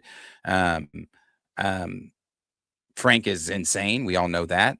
Uh, I'm also really over, and I say this all the time, this falls into some of my frustrations with the whole DC stuff, and not just DC, Sony, Marvel, whatever they're doing, where they're doing either not the main character in DC or even in Marvel, or it's this thing in Marvel that we're seeing where the character gets their suit at the very end. Punisher once again got it at the very end of the presentation. Um, why? I hate when they do that. I hate when they do that. So that part I didn't like. I knew this was going to be different with the way this opened with dude that you can see standing behind Frank here when he threw the dog into the car. I knew this was going to be a different type of tone coming from Marvel Studios. However, again, still just for me wasn't that great. I did enjoy it enough, but it just wasn't that great. Again, for me, I wasn't even going to watch it last night, but I was like, well, there's nothing else really on. What am I going to put on? Game of Thrones. So let me go ahead and watch this episode or this presentation. And again, not bad. I don't know why they didn't have this connect to No Way Home in some type of way. Knowing that that's your next film coming out, trying to get people excited for it, showing the whole overall tying into the MCU. Also, I think Marvel really has to get a grasp on tone here, because the New York that we see in Daredevil, the New York that we see in Punisher, is damn sure ain't gonna be the New York that we see in Spider-Man. Now, granted, Spider-Man is not the tone of Punisher, and he's not the tone of Daredevil. But it is still the same New York. And when events like this and things like this are happening, there's so much death around. Where the hell are these people? I get it. Sony, character, contracts, blah, but Daredevil could have showed up or something like that. You could have had, others there. It's his presentation. I get the spotlight is on him. That's literally what it is, a spotlight presentation. So I get that. But again, tone, I hope they can find a way to really make that all across one board there, that this is the same universe. This is, and make it feel like the same universe. I've used Your Friendly Neighborhood Spider-Man as an example, the cartoon that they did. Great universe. It feels like it's one universe. It feels like that should be the Spider-Man that we get in the MCU, but it's not. But yeah, overall, it wasn't that great, but it wasn't that bad either. It was too short. It was way too short. I feel like we blinked and it was over. You had the one big fight scene between all the guys that Ma had hired to come and get him, but I feel like that too was also a little lazy. I wanted a bit more, I guess mercenaries, because it was just felt like it was just guys in street clothes that were just going at, or it was just guys in street clothes that were just going at, and maybe that was the angle, I guess. I don't know, where they were supposed to look like guys in street clothes, but then you give that away when you're all running at them with hatchets, guns, and bats and shit. So, I wanted a little bit more, a little bit more for sure. But overall, I think John Bernthal got what he wanted. He did say he was not going to come back to the Punisher with Disney Plus with Marvel under Disney Plus unless it was going to match the vein of what he did on Netflix. And I'd say they definitely delivered here on that. But it could have been better. It could have been better. I saw a lot of people really loving it, but I did see some people that did not. I saw Blue. Blue did not like it at all. But I also think Blue's jaded a little bit. Love you, Blue. But yeah, Blue did not like it at all. More calls to get Kevin Feige the fuck out and things like that. But again, I did not think it was that bad, but I also didn't love it. But I'm also not checking for Frank. If you guys know, I've told you where I currently am with the MCU. Outside of Vision Quest, being not outside of things not coming to the theaters, Vision Quest is the only thing I'm somewhat interested in, and my interest has even waned on that, which we're about to get into from the description that was given at the Disney Upfront deal the other day. So we're going to talk about that. But as far as Frank Castle, I love Frank, just wasn't checking for the Punisher presentation. I'm checking more for Doomsday. I want to know what that's where I am. That's where my head is right now. And Spider-Man. I'll be, even though I don't see, this is not the No Way Home time, which is so weird. Like I don't see talk around Spider-Man either. That comes out in what, 70 something days. There's an account that's counting down the days of Spider-Man, and it comes out in 70 something days. And I don't see people talking about Spider-Man either. I don't see the hype around Spider-Man, and maybe that comes with another trailer as we get closer. But this, if you remember No Way Home, it was different, bro. But it was different because you got Andrew and you had everybody coming back. And I'm glad they're not repeating that formula. I'm glad they're not bringing Andrew and Toby back to cheapen the effect of what they did in No Way Home. So overall, certified fresh here. I don't need to go in the article because we all watched it, and they're just probably saying what, some of the people, the critics said about it. But yeah, certified fresh. Marvel, I'm sure, is happy with this certified fresh. It's again, it still should have had something that led or connected to Spider-Man, in my opinion. But yeah, now this is the director said there was something, I guess, that they did do a deleted scene on. So he said the Punisher One Last Kill director on Spider-Man Brand New Day setup and harrowing spoiler death scene. Or not death scene, but deleted scene, but death scene. Fans were hoping that Punisher One Last Kill would serve as a lead into Spider-Man Brand New Day. I should have. But the special presentation, which is currently streaming on Disney Plus, is mostly standalone story that focuses on Frank Castle's struggles with his PTSD and inability to move on from the murder of his family. One Last Kill does leave Frank in a better place. However, as the anti-hero decides to operate as a vigilante with more of a focus on helping those targeted by criminals, as opposed to continuing his obsessive revenge mission. Not that there are many people left to kill anyway. This is the version of the character we'll catch up with in Brand New Day. And director Reginaldo Marcus Green explains Castle's renewed sense of purpose during an interview with the direct. And I think I have that video, so we'll just listen to him. It's this one here that they talked about. Green also weighed in on Green also weighed in on arguably the most harrowing scene in the special, a thug brutally assaulting a homeless man before throwing his pet dog under the truck. While speaking with Brandon Davis, the filmmaker explains why he felt it necessary to break that cardinal rule. And then we're going to see what he said here, because I do have that, but it won't let me just click play there.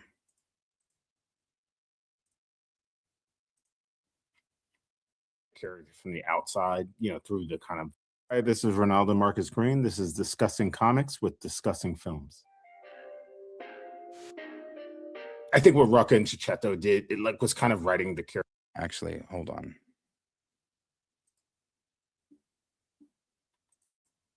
Because that's not.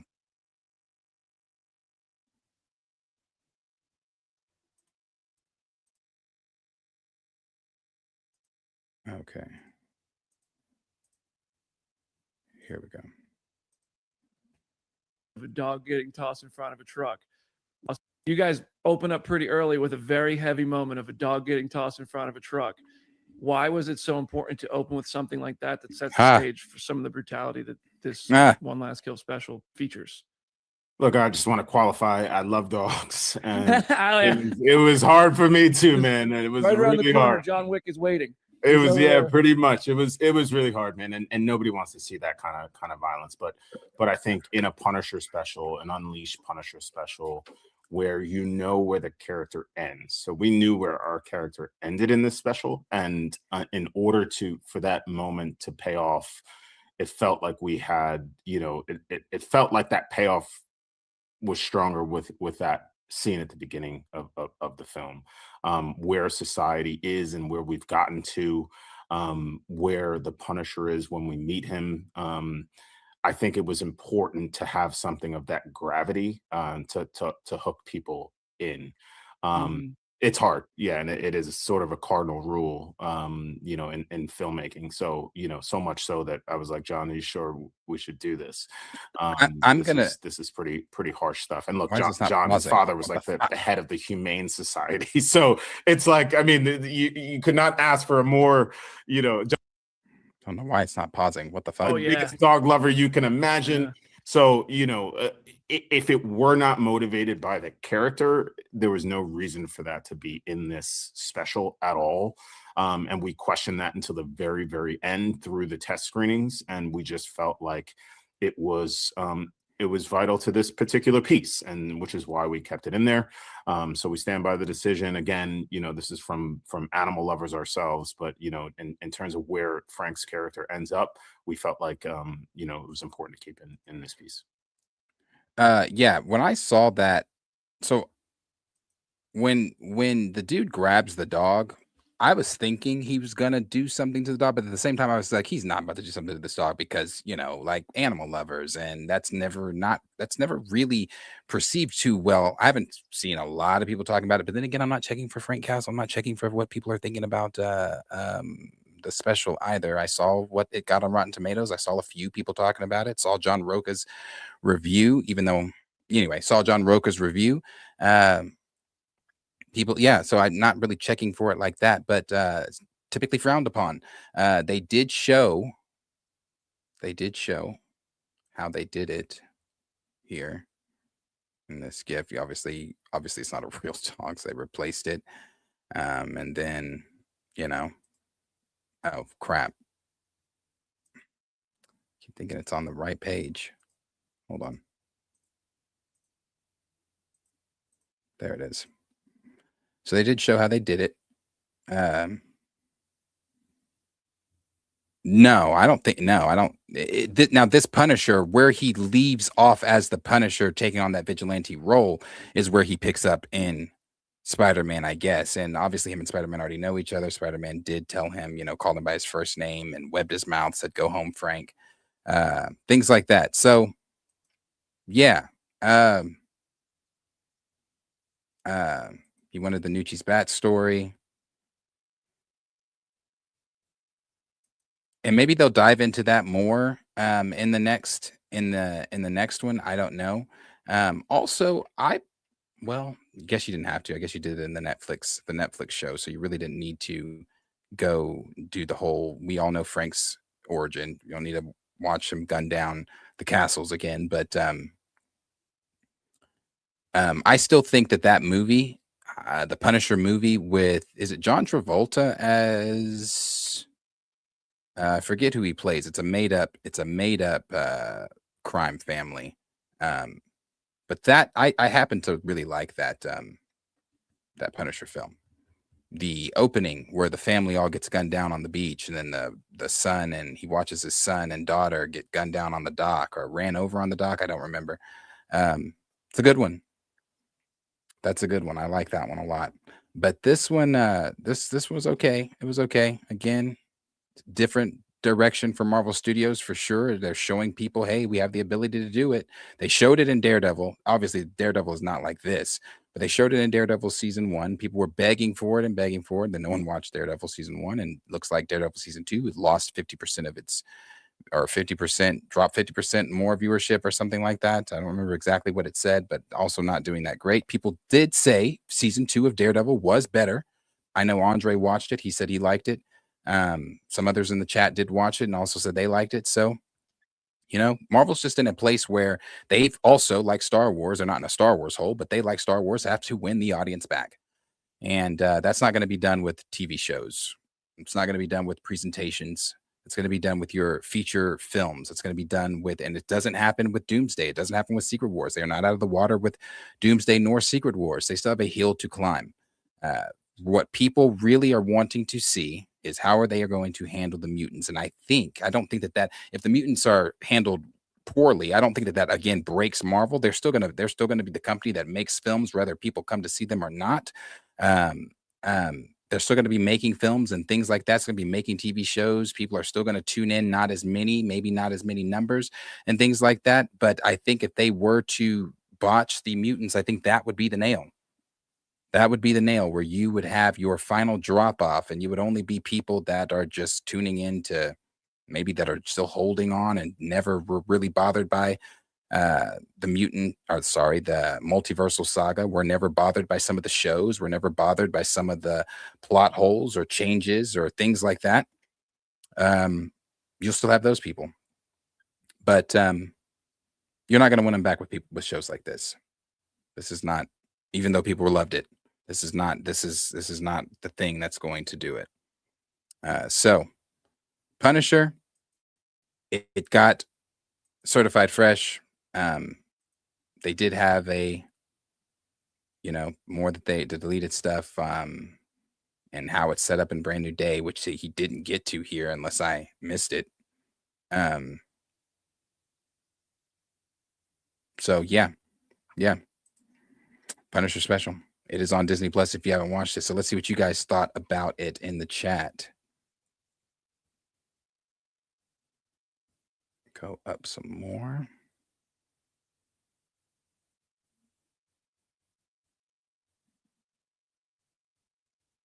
Oh, you guys were talking on this one.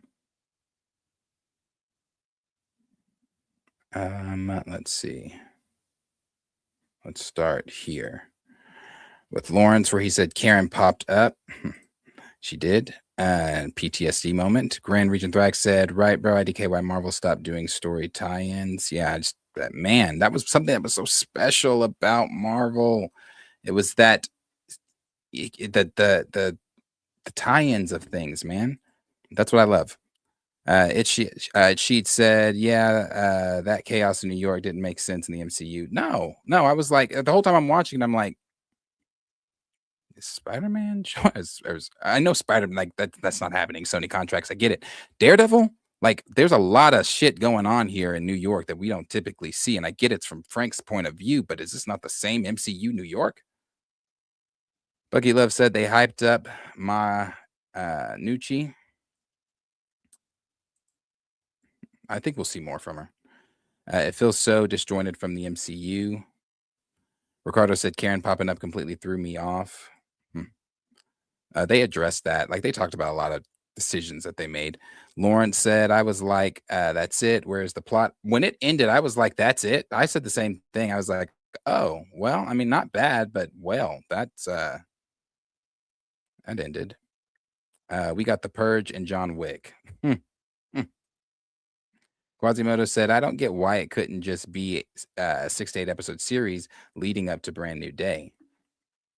Or just a longer presentation. I was wondering how long was Werewolf by Night. Werewolf by Night seemed longer, did it not? Let me see. Werewolf by Night special. That special was, what's the runtime? Runtime.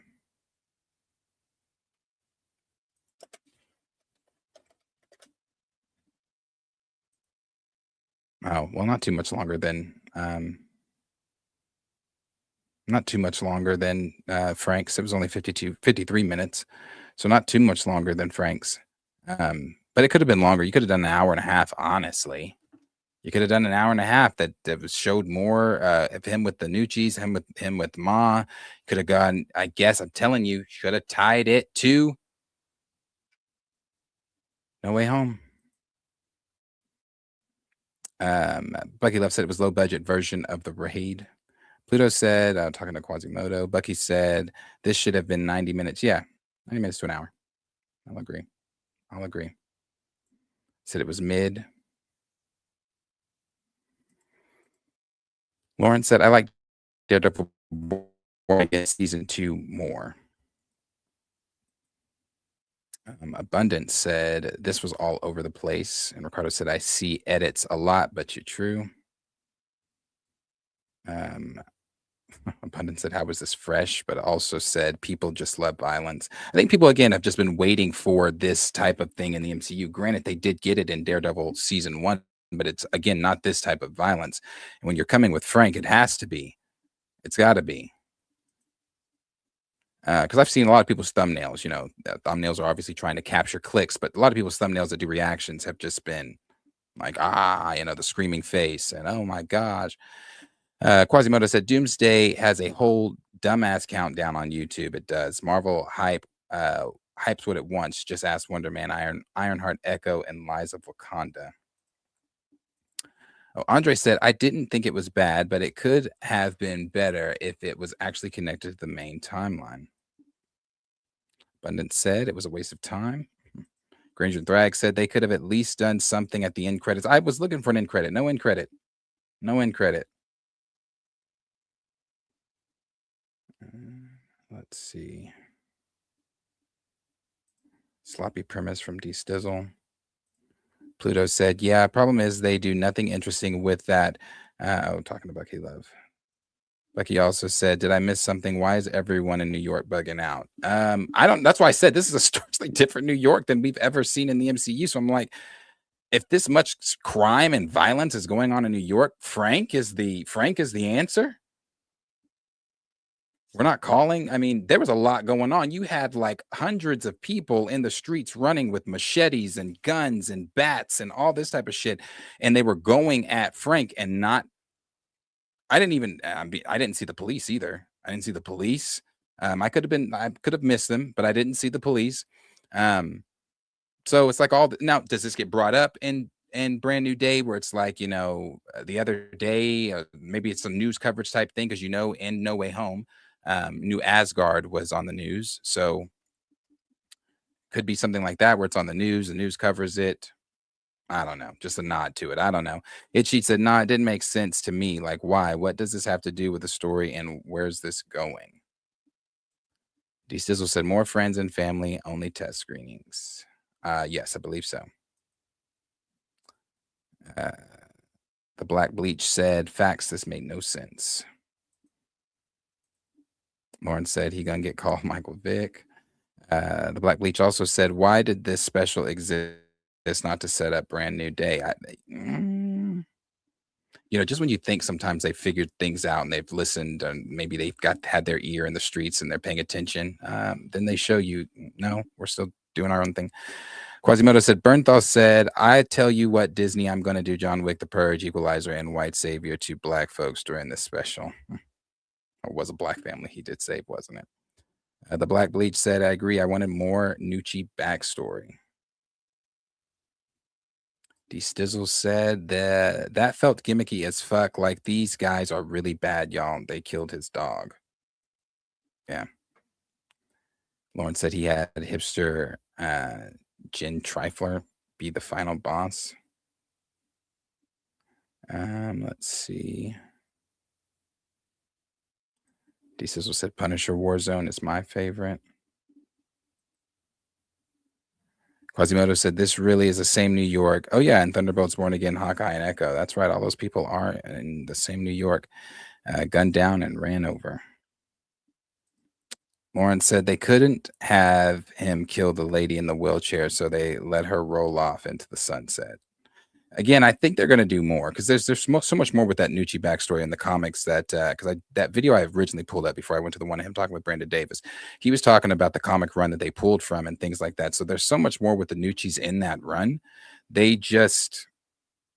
I'm assuming it. I don't know, is Frank getting a show or not? Again, I'm personally not checking for it, but if he does get a show, we'll see how it does for him. People will tune in, maybe. The Black Bleach said, look at how involved John is. Yeah, no, John really loves this character. Raptor Cloak said, if Star Wars does better under Dave Filoni, it'll prove Feige needs to go from Marvel. Abundance said she rolled up to the Jex to threaten him.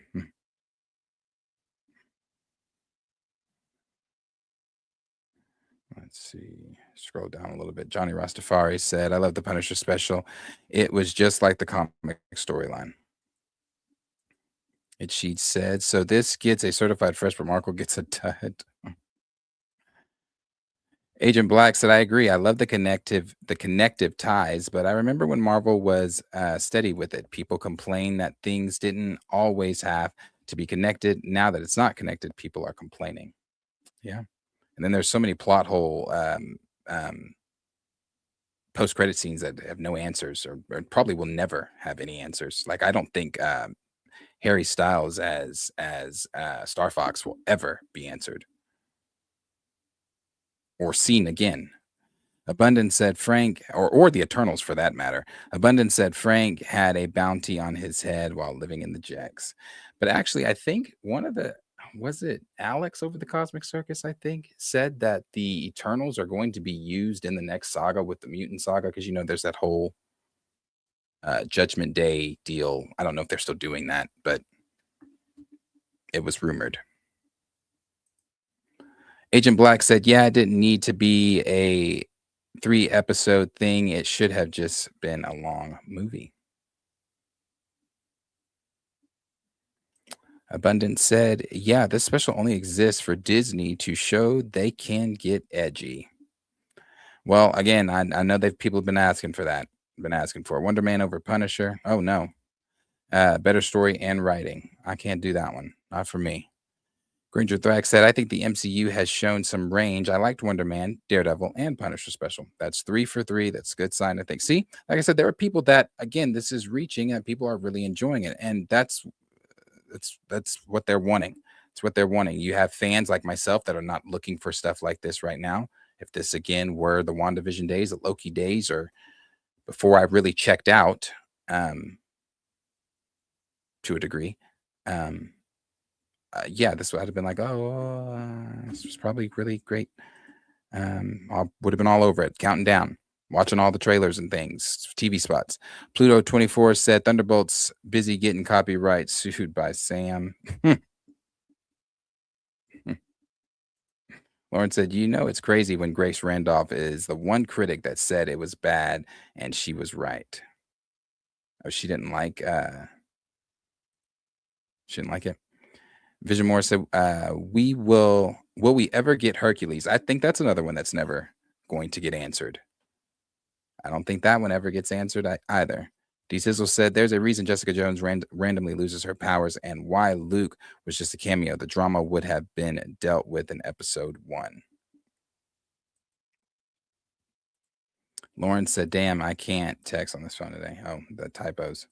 Grand Regent Thrag said, if we don't get X-Men versus Avengers versus Eternals, they're really idiots, that they're at the MCU. Judgment Day was a rumor. Lauren said he thinks the Eternals are done. Maybe. Andre said, will T'Challa be recast? Will Doomsday and Secret Wars actually be good? Will Vision Quest be good? Lots of questions that we'll have to wait and see. Yeah, these ones we will have answers to. Eternals, I don't know. Are they coming back? I really don't know. That's one I don't know that we get an answer to. Lawrence said, I like the Inhumans. I like the Inhumans too. I remember when the Inhumans were talked about a long time ago. I like the Inhumans too. Black Knight, I doubt it. The whole Arishem judging shit, maybe. Quasimodo said, will Mahershala Ali ever get to play Blade? No, I doubt it. They won't Returnals? Nope. Lawrence said T'Challa not in Doomsday, y'all. Not in Doomsday. I don't believe in Doomsday. I do believe a Black Panther, whether it be T'Challa or whatever they're doing, is going to be in Secret Wars, but not Doomsday. Abundance said T'Challa plays a major part in Secret Wars. He'll be back. Also, this is the MCU, though. They do their version of things. They have told us time and time and showed us time and time again that they are not the comics, that this is not despite what they have said, that goes back and forth of it being 616 or 19999 or whatever Earth it is. I believe the comic universe is the true 616 and MCU is 19999. And if this is their version of how they see things and how they want to do things, don't be so sure that it's T'Challa wielding that gauntlet of importance in his role in Secret Wars. I say that just because of, again, I've said this before, I'm not going into a recast thing, but just read the tea leaves.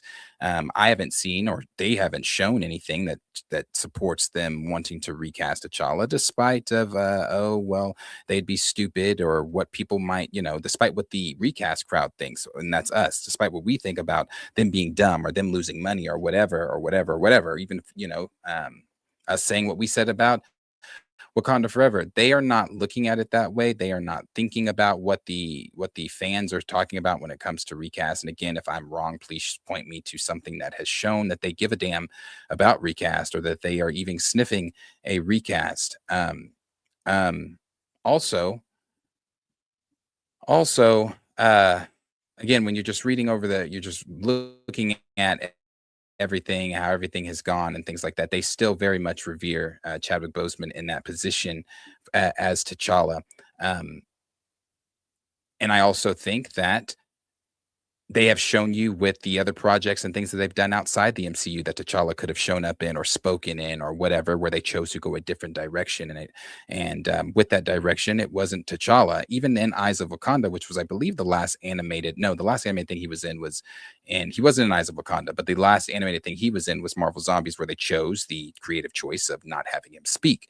Now, I don't have that video saved. And again, I'm not going into a recast things. I'm not going to pull it up, but that the director or showrunner, writer, whoever that was a part of it, said that he even knew that Chadwick Boseman would have wanted it recasted, but this was something that Marvel decided. They called Coogler. Coogler said, no, let's not have him talk. Let's have him do this and this and that, and you kill him again, or blah, blah, blah.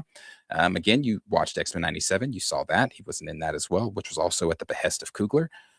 So when it comes to what Coogler's going to do or what he is deciding, this is just my thinking. I don't have any sources over at Marvel. I don't know what the conversations are being had with the Russos and Coogler, but the logic that I have worked around when it comes to if he's going to show up in Secret Wars or whatever, I do not believe it's T'Challa showing up in Secret Wars. I believe they are going to use some type of a variant of T'Challa. I think, and I don't quote me, because I haven't really been paying that much attention. I think it was Alex of the Cosmic Circus that said something from Eyes of Wakanda plays, or actually, let me not even say that, because I want to make sure that I'm saying that correctly, and I don't remember what that was said. So, he's I don't believe it's him. I think it's going to be a variant. I've never even believed the aging up of the child thing. I don't believe they're doing that. It would make no narrative sense at all for him to be a different age in another universe. And, oh, I lost my Baba too. And, oh, we have that. I don't think so. I don't think that's happening. I don't think you're going to see the kid again. Now, you might see the kid in like if they go to Wakanda, he might be there. It might be, you might see the kid. I don't know, in a cameo type thing, or maybe. But also, I think the kid is saved for the third movie. I know some people, and I would love it to happen for it to be T'Challa and Secret Wars. I'd love for it to happen for it to be T'Challa, that, in this new universe, that the soft reset and things like that, which we've said you can do. I guess I am doing a T'Challa thing. We said you can do a with the soft reboot and whatever they're doing. From the rumors that are out there from Alex over the Cosmic Circus, Daniel RPK, and a few others, the heroes, the people that we are dealing with in our current universe, are not going to remember their past lives. Only some are. I think Doctor Strange is one of them, maybe Captain America, and I don't know who else. But I know for sure they said Doctor Strange was one of them. So you could easily have a T'Challa that's in here that because that would fit perfectly well with what the current Wakanda, because hey, none of that stuff happened, or we don't remember that stuff happening, or however you want to do it. I don't know. You could easily bring T'Challa back into the fold. Again, I don't think that's what they're doing. I think that you're still even going to get a, and I said this a while back, Miles Canton has expressed his interest in wanting to play in the MCU. I do believe that he said Miles Morales. No, brother, you can't be Miles. But I do believe that, of course, Ryan Coogler being Ryan Coogler and wanting to give other Black folks opportunities in this film industry and opening as many doors as he can, as we've seen the connection that he has with Michael B. Jordan, and Michael B. Jordan really doesn't do any films without things like that without Ryan Coogler. I think he might extend that same olive branch of opportunity and fame and fortune to Miles Canton. Now I don't, there's not been anything out there that states that Miles Canton is going to play aged up Toussaint or anything like that. But I believe if the boy has already stated to Coogler, and Coogler was in the interview where he stated it, that he wants to play in the MCU, and he already knows that, hey, you've directed in the eyes of Marvel, 2 successful MCU films. So, brother, Coogler. We formed such a bond during Sinners. Hook me up, get me on or in a Marvel project.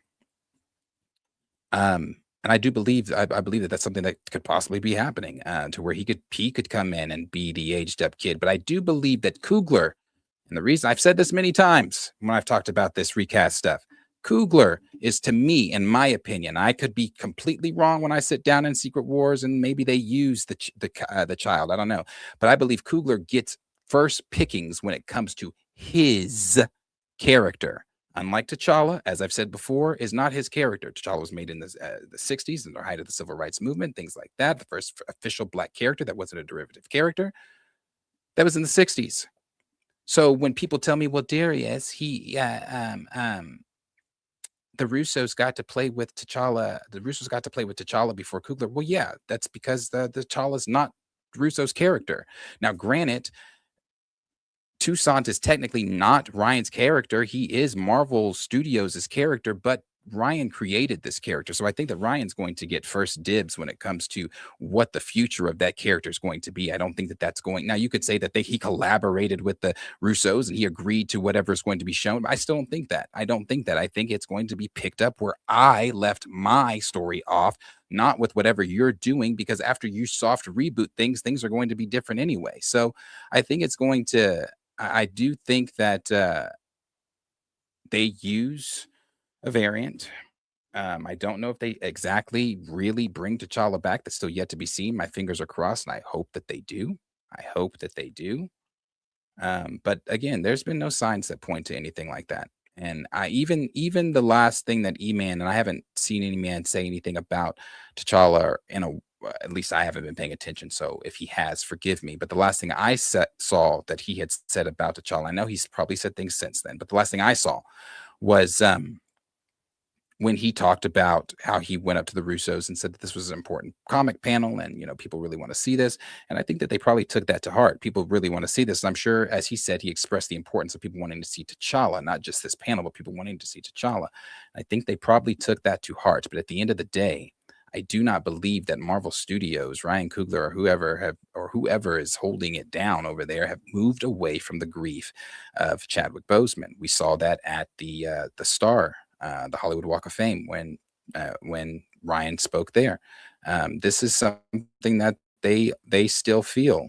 Now, I don't know if everybody walks into Black Panther 3 set on the set day one with tears in their eyes and things like that. But if you don't think that Chadwick is going to be in mind, you're out of your mind. Chadwick will still be on the mind.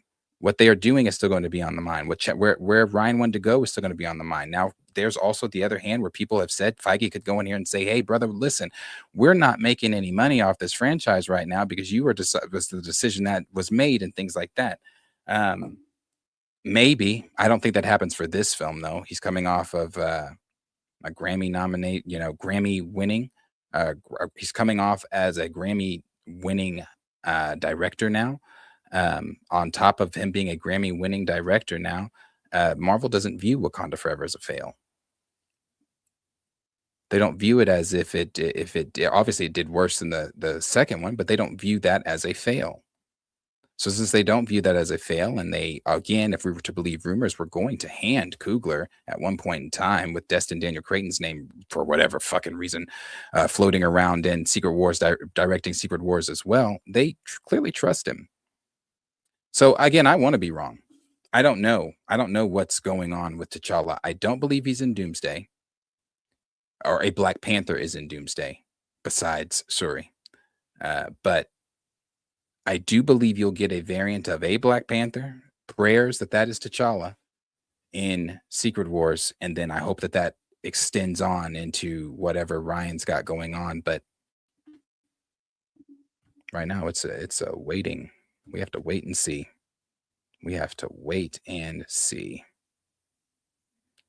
Let's see. Xavier said, I don't put it past them to play in our faces about T'Challa. Abundance said Garfield might stand in for Miles.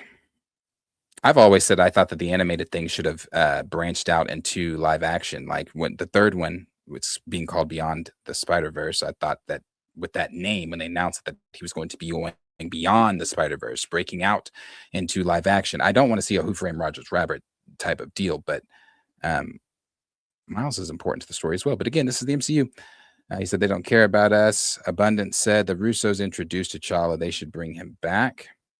Quasimodo said it sucks because if they even reboot the MCU, they will still find a way to not give us T'Challa. Raptor Cloak said, can only hope Coogler leaves Marvel after BP3 so we can get T'Challa back, but who knows? Who knows? Who knows?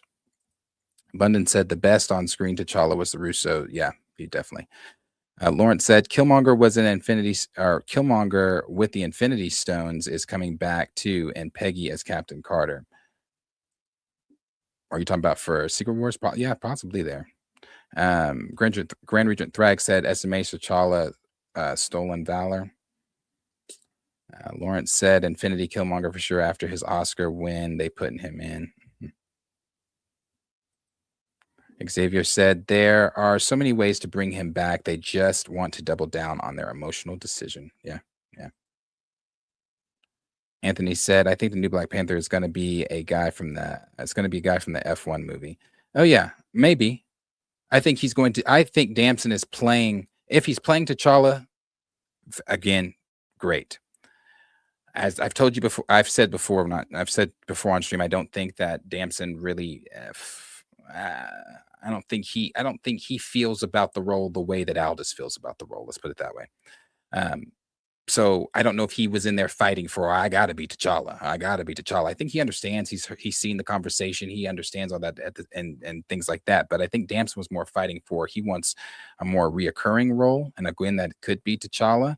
But then again, it may not be a reoccurring role. I don't know how.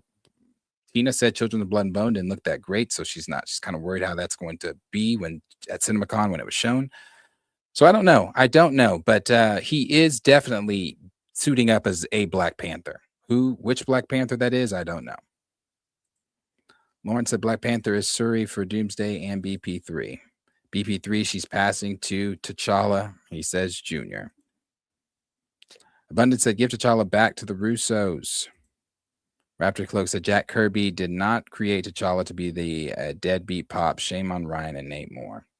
And I also think, too, again, Nate Moore is involved in the third movie. So I also think, too, I've said this. I think that's where Aurora is going to come in. Aurora is going to come in there. I believe so. He has said before he wants to introduce her. Nate Moore, he wants to introduce her, and he wants to introduce her, he thinks, first in Wakanda. So this is his last hurrah out of here. He's done with Survivor, so now he's about to go put everything he's learned from Survivor into his final Marvel movie. I'm done with Wakanda without its king. Quasimodo said, it's about Ryan's truth. Forget the fans. Derek Bozeman or Cosmic Accuracy, what works for Coogler. That's what it is. It's about the story that he's going to finish, I believe. I have no definitive proof of that, and I want to be wrong, but I believe he's going to finish the story that he started. They still got played while they grieved on set. Chad didn't want what they've been doing. It's all about their personal feelings. Exactly. This is not what Chad wanted. When you have the showrunner, writer, director, whoever the hell he was, when you have him that was over Marvel Zombies even saying, I don't believe this is what Chadwick wanted, because there's that video of him saying what he wanted, blah, blah, blah. But at the end of the day, this is what they decided, and we have to go with blah, blah, blah. When you have people like that even saying, it's not as if they are not aware of this, obviously, inside the walls at Marvel Studios. It's just that they're choosing, like everybody has said, and we've all said before, it's an emotional decision. They're going to continue to ride on that emotional decision. Dirty Joker said, when Christopher Reeves became paralyzed, they found multiple ways to keep Clark Kent around. What's so hard on T'Challa? He's scary. He scares people. My theory, I've always said that before. I think T'Challa scares individuals. It's scary to have black representation like that, especially in a world, not to say that Marvel is a maggot or anything like that, but in a world where we're trying to erase black positivity, where we are trying to, we're remapping districts for no black representation. We're saying that the civil rights movement was really hard for white folks. We're dismantling museums. We're taking down black artifacts and things like that, and lessening what blacks contributed to the country, the blood, sweat, tears, and everything like that. When we are living in that world, T'Challa scares them. You have a character who's proficient in several different languages while being black, proficient in several different versions of martial arts while being black. You have a character who's one of the smartest characters in Marvel while being black. You have a character who's not only one of the smartest characters in Marvel, but he's got his own technology. A lot of times that we've seen in Marvel Comics or in the MCU, they go to T'Challa or Wakandans for help with a crisis or a situation that they themselves can't figure out. Not only that, again, while being black, not only that, he is a king of an uncolonized nation where every single person on the planet, where every single person on the continent or within the country or the country of Wakanda is intelligent, where they are not what we've been made to. So that scares people. That scares them. I've said that before. Again, the black representation, it's scary when you have, and it's not so much, this is the last thing I'm gonna say about it. It's not so much about the black representation, like, oh, kids seeing, yeah, it's about kids seeing themselves in this hero. But again, his brother said, Chadwick Boseman's brother said, I think it was Derek Boseman that said, whenever his nephew came out of seeing Black Panther, the first one, he didn't come out wanting superpowers. He didn't come out wanting, the heart-shaped herb or to put on the Panther suit. He came out wanting to be a scientist. So it's that type of, and again, you're not losing that black representation and having a black scientist on screen like that. Even with T'Challa off screen, you still have black scientists. But again, he is the main character. So for young black boys to see the main character that is this badass superhero, but also he is super intelligent too, that shit is cool. I didn't know, cool, brains are cool. Let me go be the best version of myself. You then take that away when you take T'Challa off of the screen for black representation, because again, these kids then get the same blonde haired, blue-eyed, white Captain America coming back to them when he was taken away, because as in Kevin Feige's words, the reason that Sam's Captain America failed is because Chris Evans wasn't in it. Steve Rogers wasn't a part of it.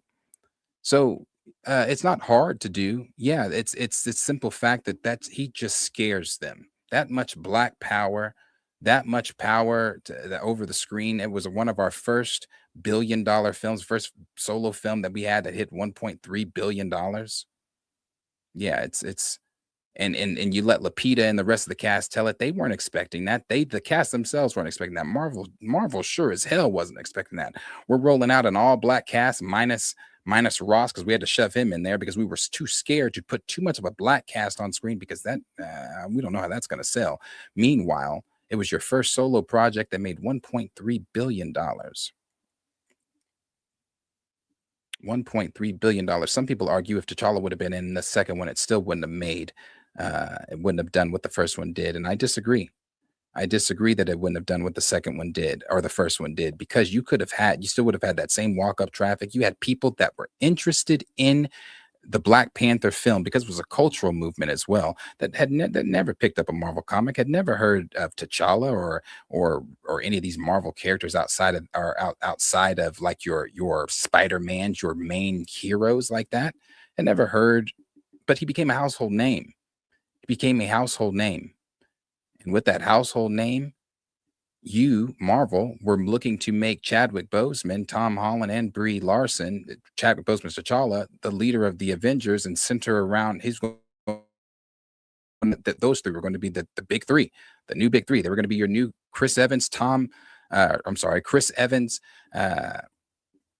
Chris Hemsworth, and RDJ, your new Iron Man, Cap, and Thor. So they had so much faith in it that they were going to do that. But then again, they attached that character to Chadwick Boseman that they're not willing to look past his performance. It's crazy. Ira said, interested to see who the actual T'Challa actor is going to be. So am I. Lauren said he has talent. Said after Ryan's win, they will want to work with him more. Disney already gave him X-Files. Wake up. Yeah, I agree. Granger Thack said, facts, Darius, that imagery troubles them to their soul. Yeah, it does. Anything that is Black positive, unless, again, they only love us when it's beneficial. So anything that is Black positive that's going to put us in a positive, no.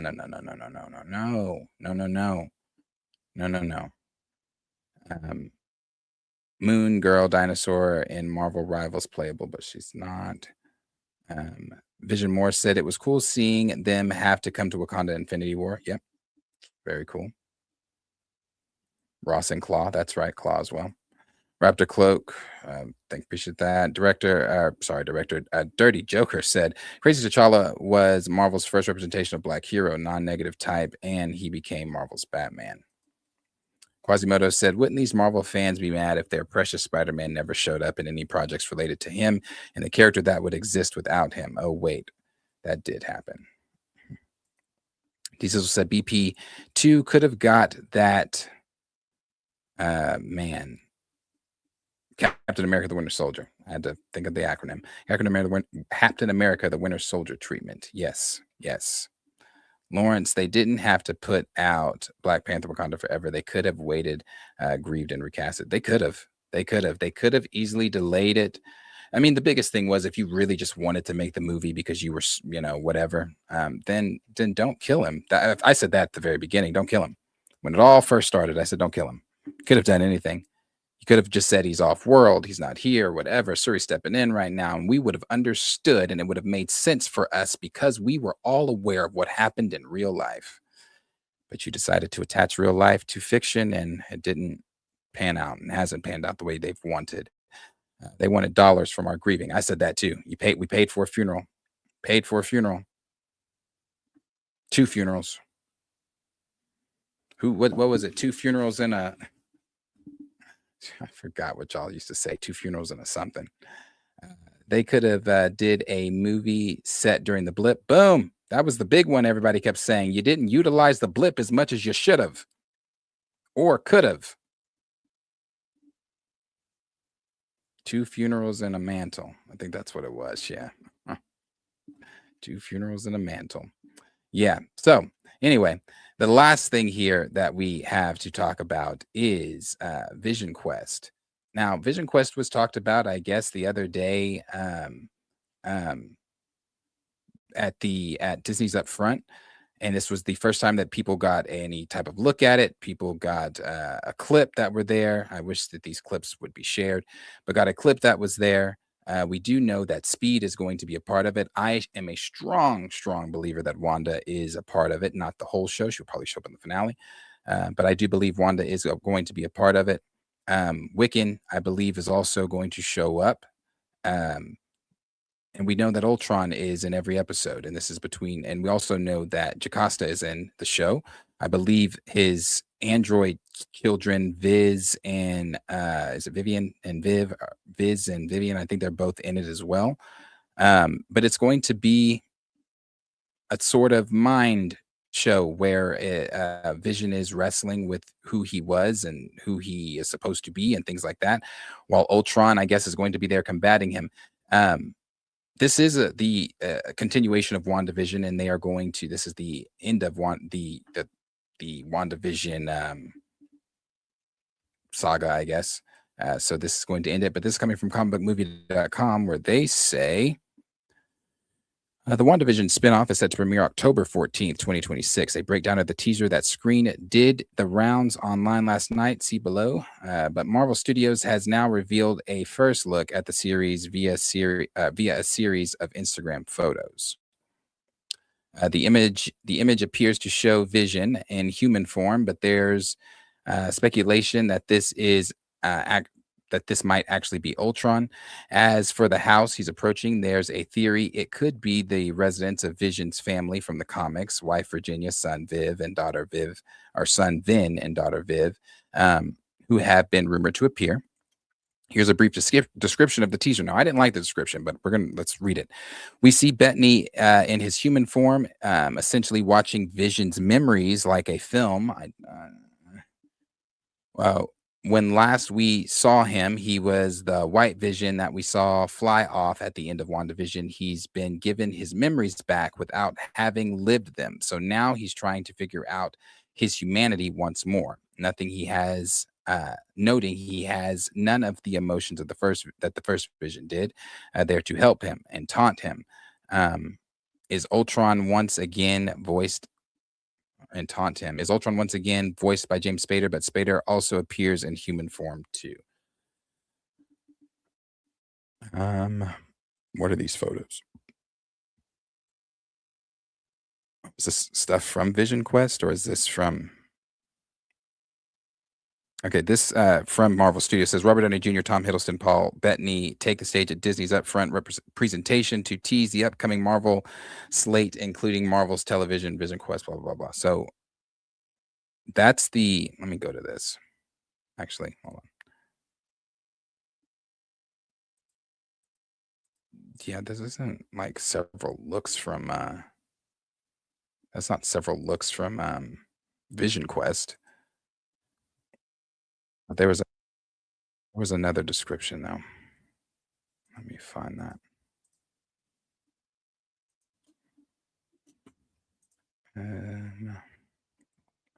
Vision.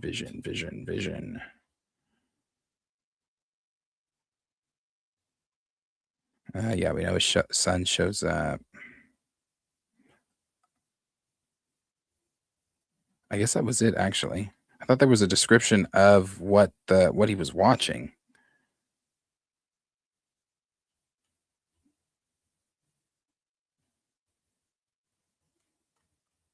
I guess not. I thought there was, but I guess not. Okay. That's that's it. That's the picture right there. That's the first look of Vision Quest. They got a trailer or a clip at Disney up front. The thing I didn't like about the description was I don't want it to be this meta piece where Vision is watching old MCU clips. Like okay, in Loki it worked, but I don't want it to be like a She-Hulk thing in She-Hulk. And Loki, when Mobius was showing him past events from the MCU of his life, that worked.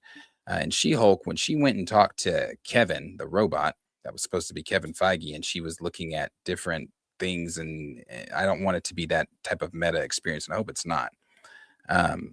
By him watching clips or whatever, watching different events from his life and from the MCU, I hope that that's done. I don't know how it's going to be done, but I hope it's not, again, that She-Hulk way.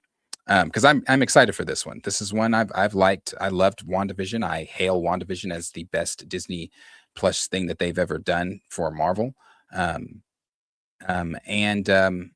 All Along wasn't anywhere close to WandaVision, but it did continue that story, and it brought in Wiccan finally, older and things like that. And so now we know that we're going to get Speed, Tommy, and this one, and I believe again Wiccan is going to show up.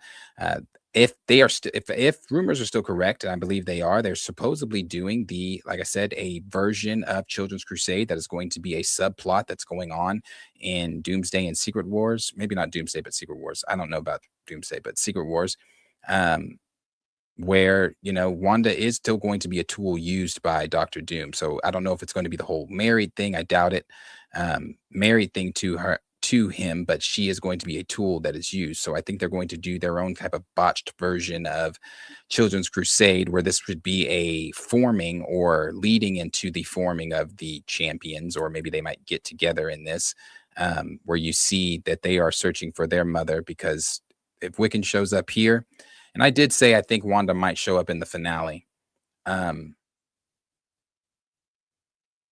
I don't know on that, actually. I really don't. But if Wiccan does show up here, and then it's like, okay, you've got dad, you've got mom, or you got dad and the two sons. I was like, let's go find mom. And I think Agatha's supposed to be with him, if what the rumors were saying.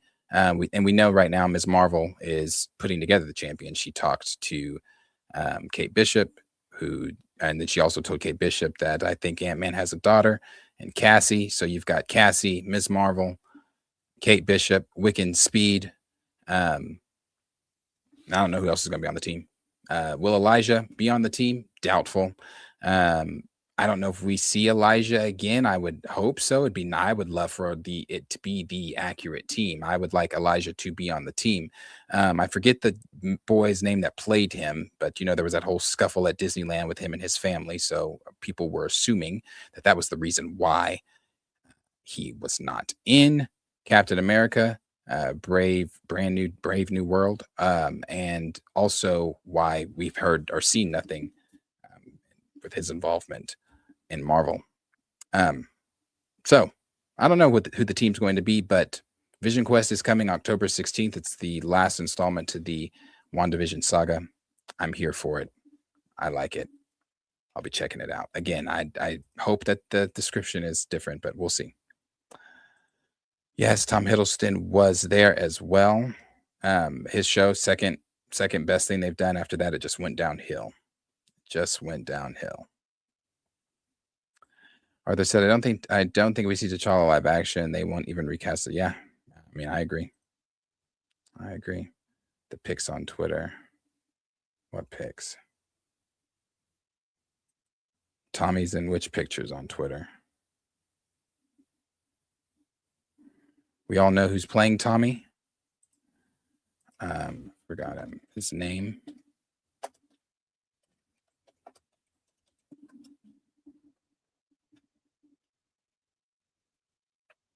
There's our Tommy. There is our Speed. Now, Wiccan got his comic accurate suit, so I'm hoping Speed gets his as well. The Vision Quest trailer shown at New York Comic Con. What? Reportedly featured Vision in human form at a futuristic Stark Industries house. Jarvis, Friday, and Edith are returning. Yeah. James Spader back as Ultron. Human form Ultron teases. Tommy Maximoff Speed debut. Yeah. The series plays with the themes of fatherhood. Will follow Vision trying to recover his memory of his humanity. Paul Bettany describes it as a story of intergenerational trauma of fathers and sons. Oh no. Tommy Maximoff Speed will be presented by, I can't pronounce that boy's name. So yeah. We'll see what Vision Quest is going to be. I hope it's not still that same formula that they were cooking with in the Multiversal Saga. I hope they've gone in and really jazz things up. But we'll see. That's Vision Quest. That is Vision Quest. They didn't really show much. Besides that clip. Human form Ultron sounds like they're trying to save money. Yeah. And I bet you he's going to be in that human form more than anything. Yeah. Agree with that. Quasimodo said so. These human forms of the AI Stark made is just some dream shit. Ultron really isn't back. I think they're bringing Ultron for real back. I think Ultron will play a role in Secret Wars. Quasimodo said Rhodey has been in the MCU for 16 years and cannot get a stable project. This is the second time Vision gets a show.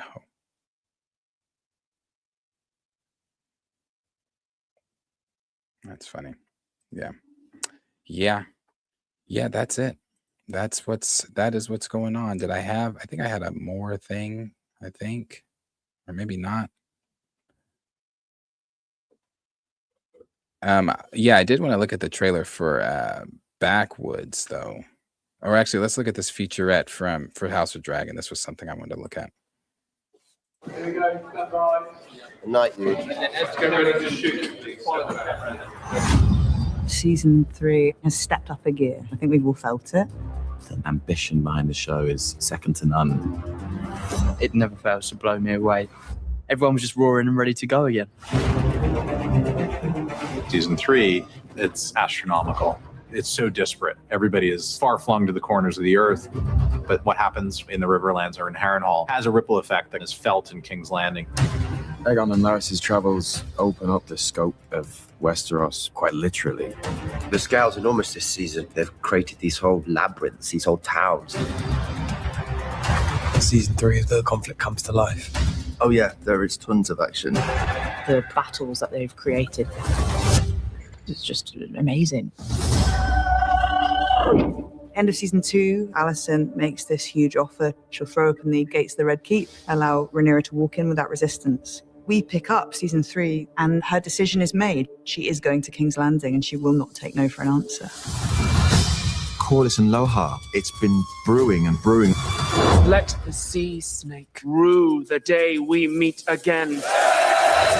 Finally, they come together. Archers ready! And it's brutal. It launches us into a very exciting It is brutal. And we added some great new members to the ensemble. Ormond Hightower is head of the Hightower army. He is convinced that he will win against Rhaenyra. The stakes are as high as they have ever been. Rhaenyra is pulled between different visions of how her rule might play out. Perhaps violence is necessary, and we don't get the new regime without destroying the old. We're coming to grips with how ugly war can really get and how people turn against each other. It's just this game of continuous chess.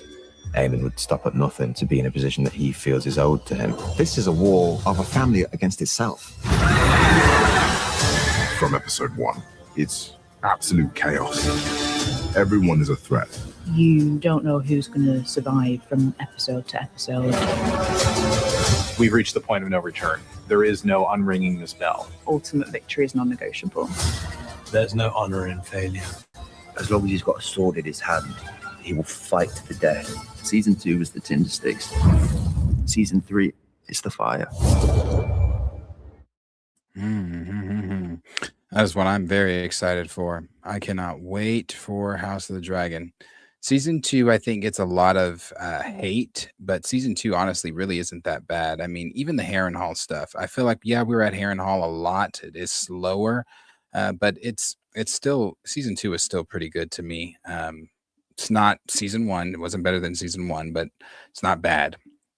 I do think season 3 is going to be great. I think this is going to be really good. There's a lot of that I'm not ready for.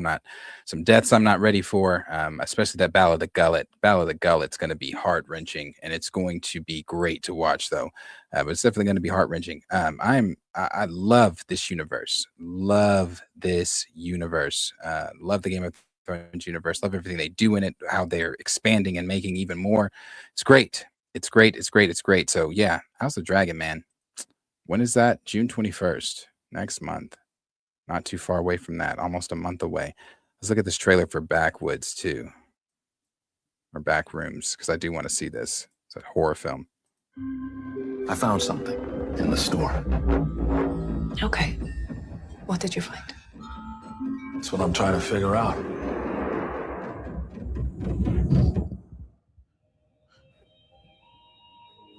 Keep up. It only gets better. You got the camera, right? Or you can borrow it again. You still haven't told us what we're doing here, man. I did tell you. Research. What the fuck? All these places and buildings, rooms, misremembering themselves. It's a real mess. But also beautiful, in a way. No. Clark.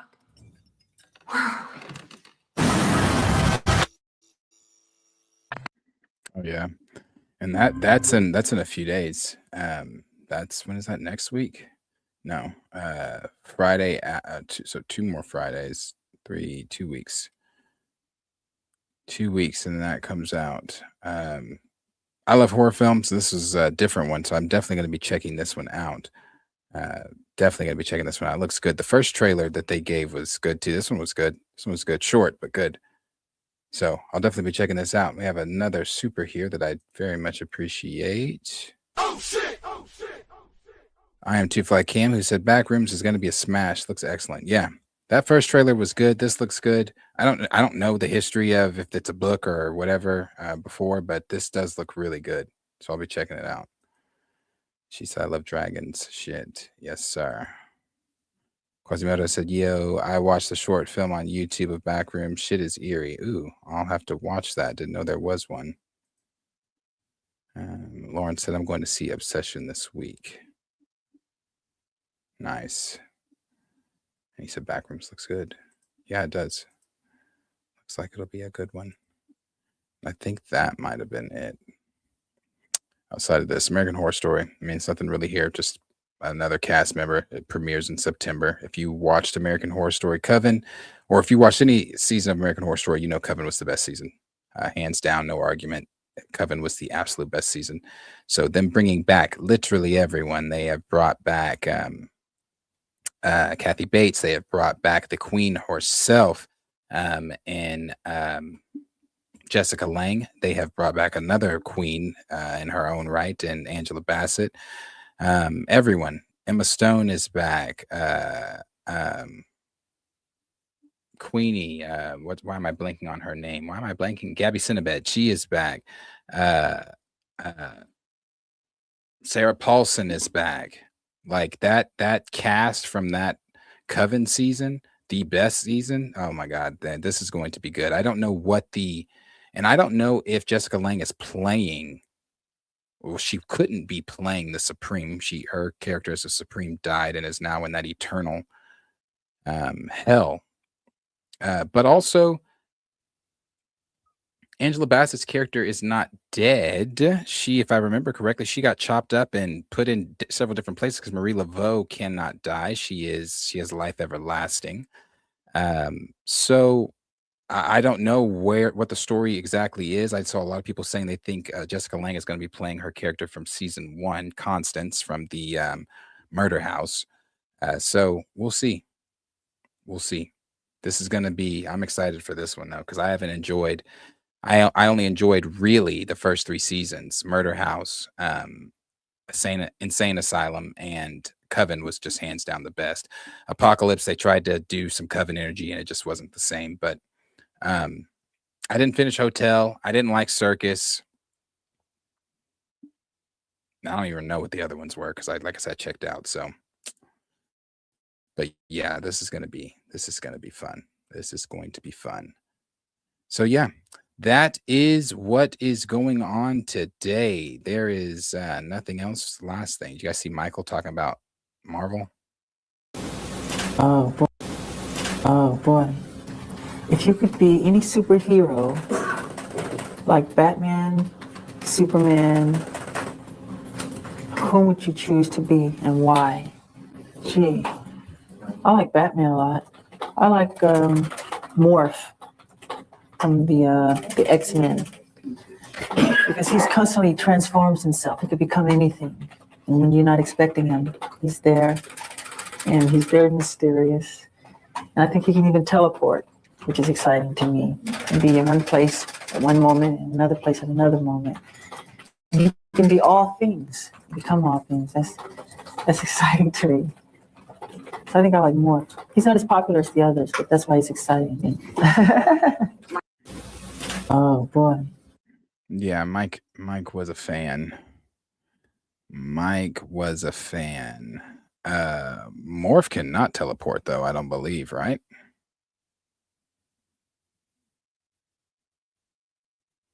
I don't even think Morph can teleport when can he teleport if he's if he's taking on the powers of a teleporter?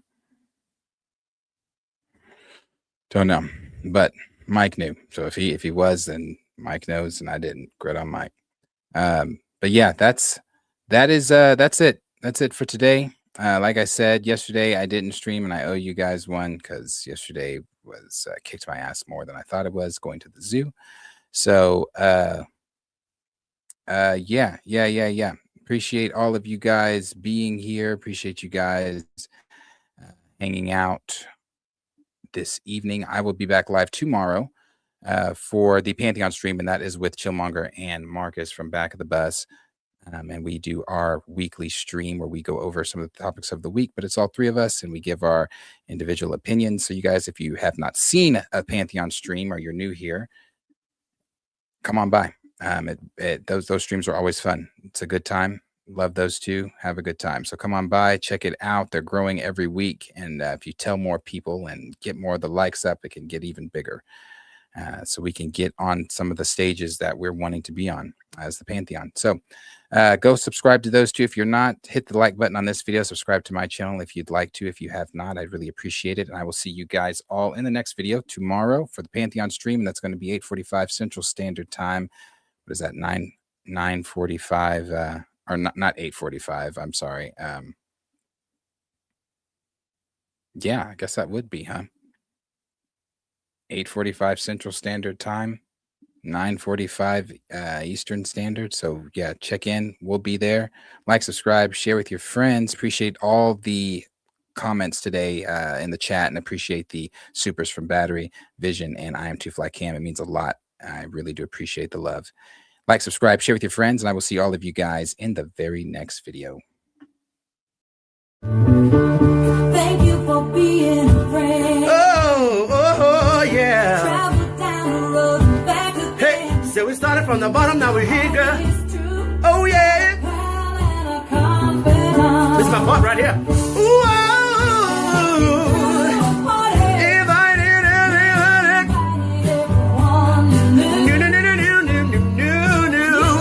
the biggest gift, the biggest.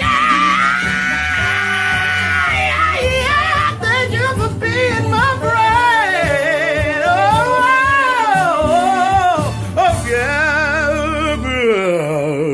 Hallelujah.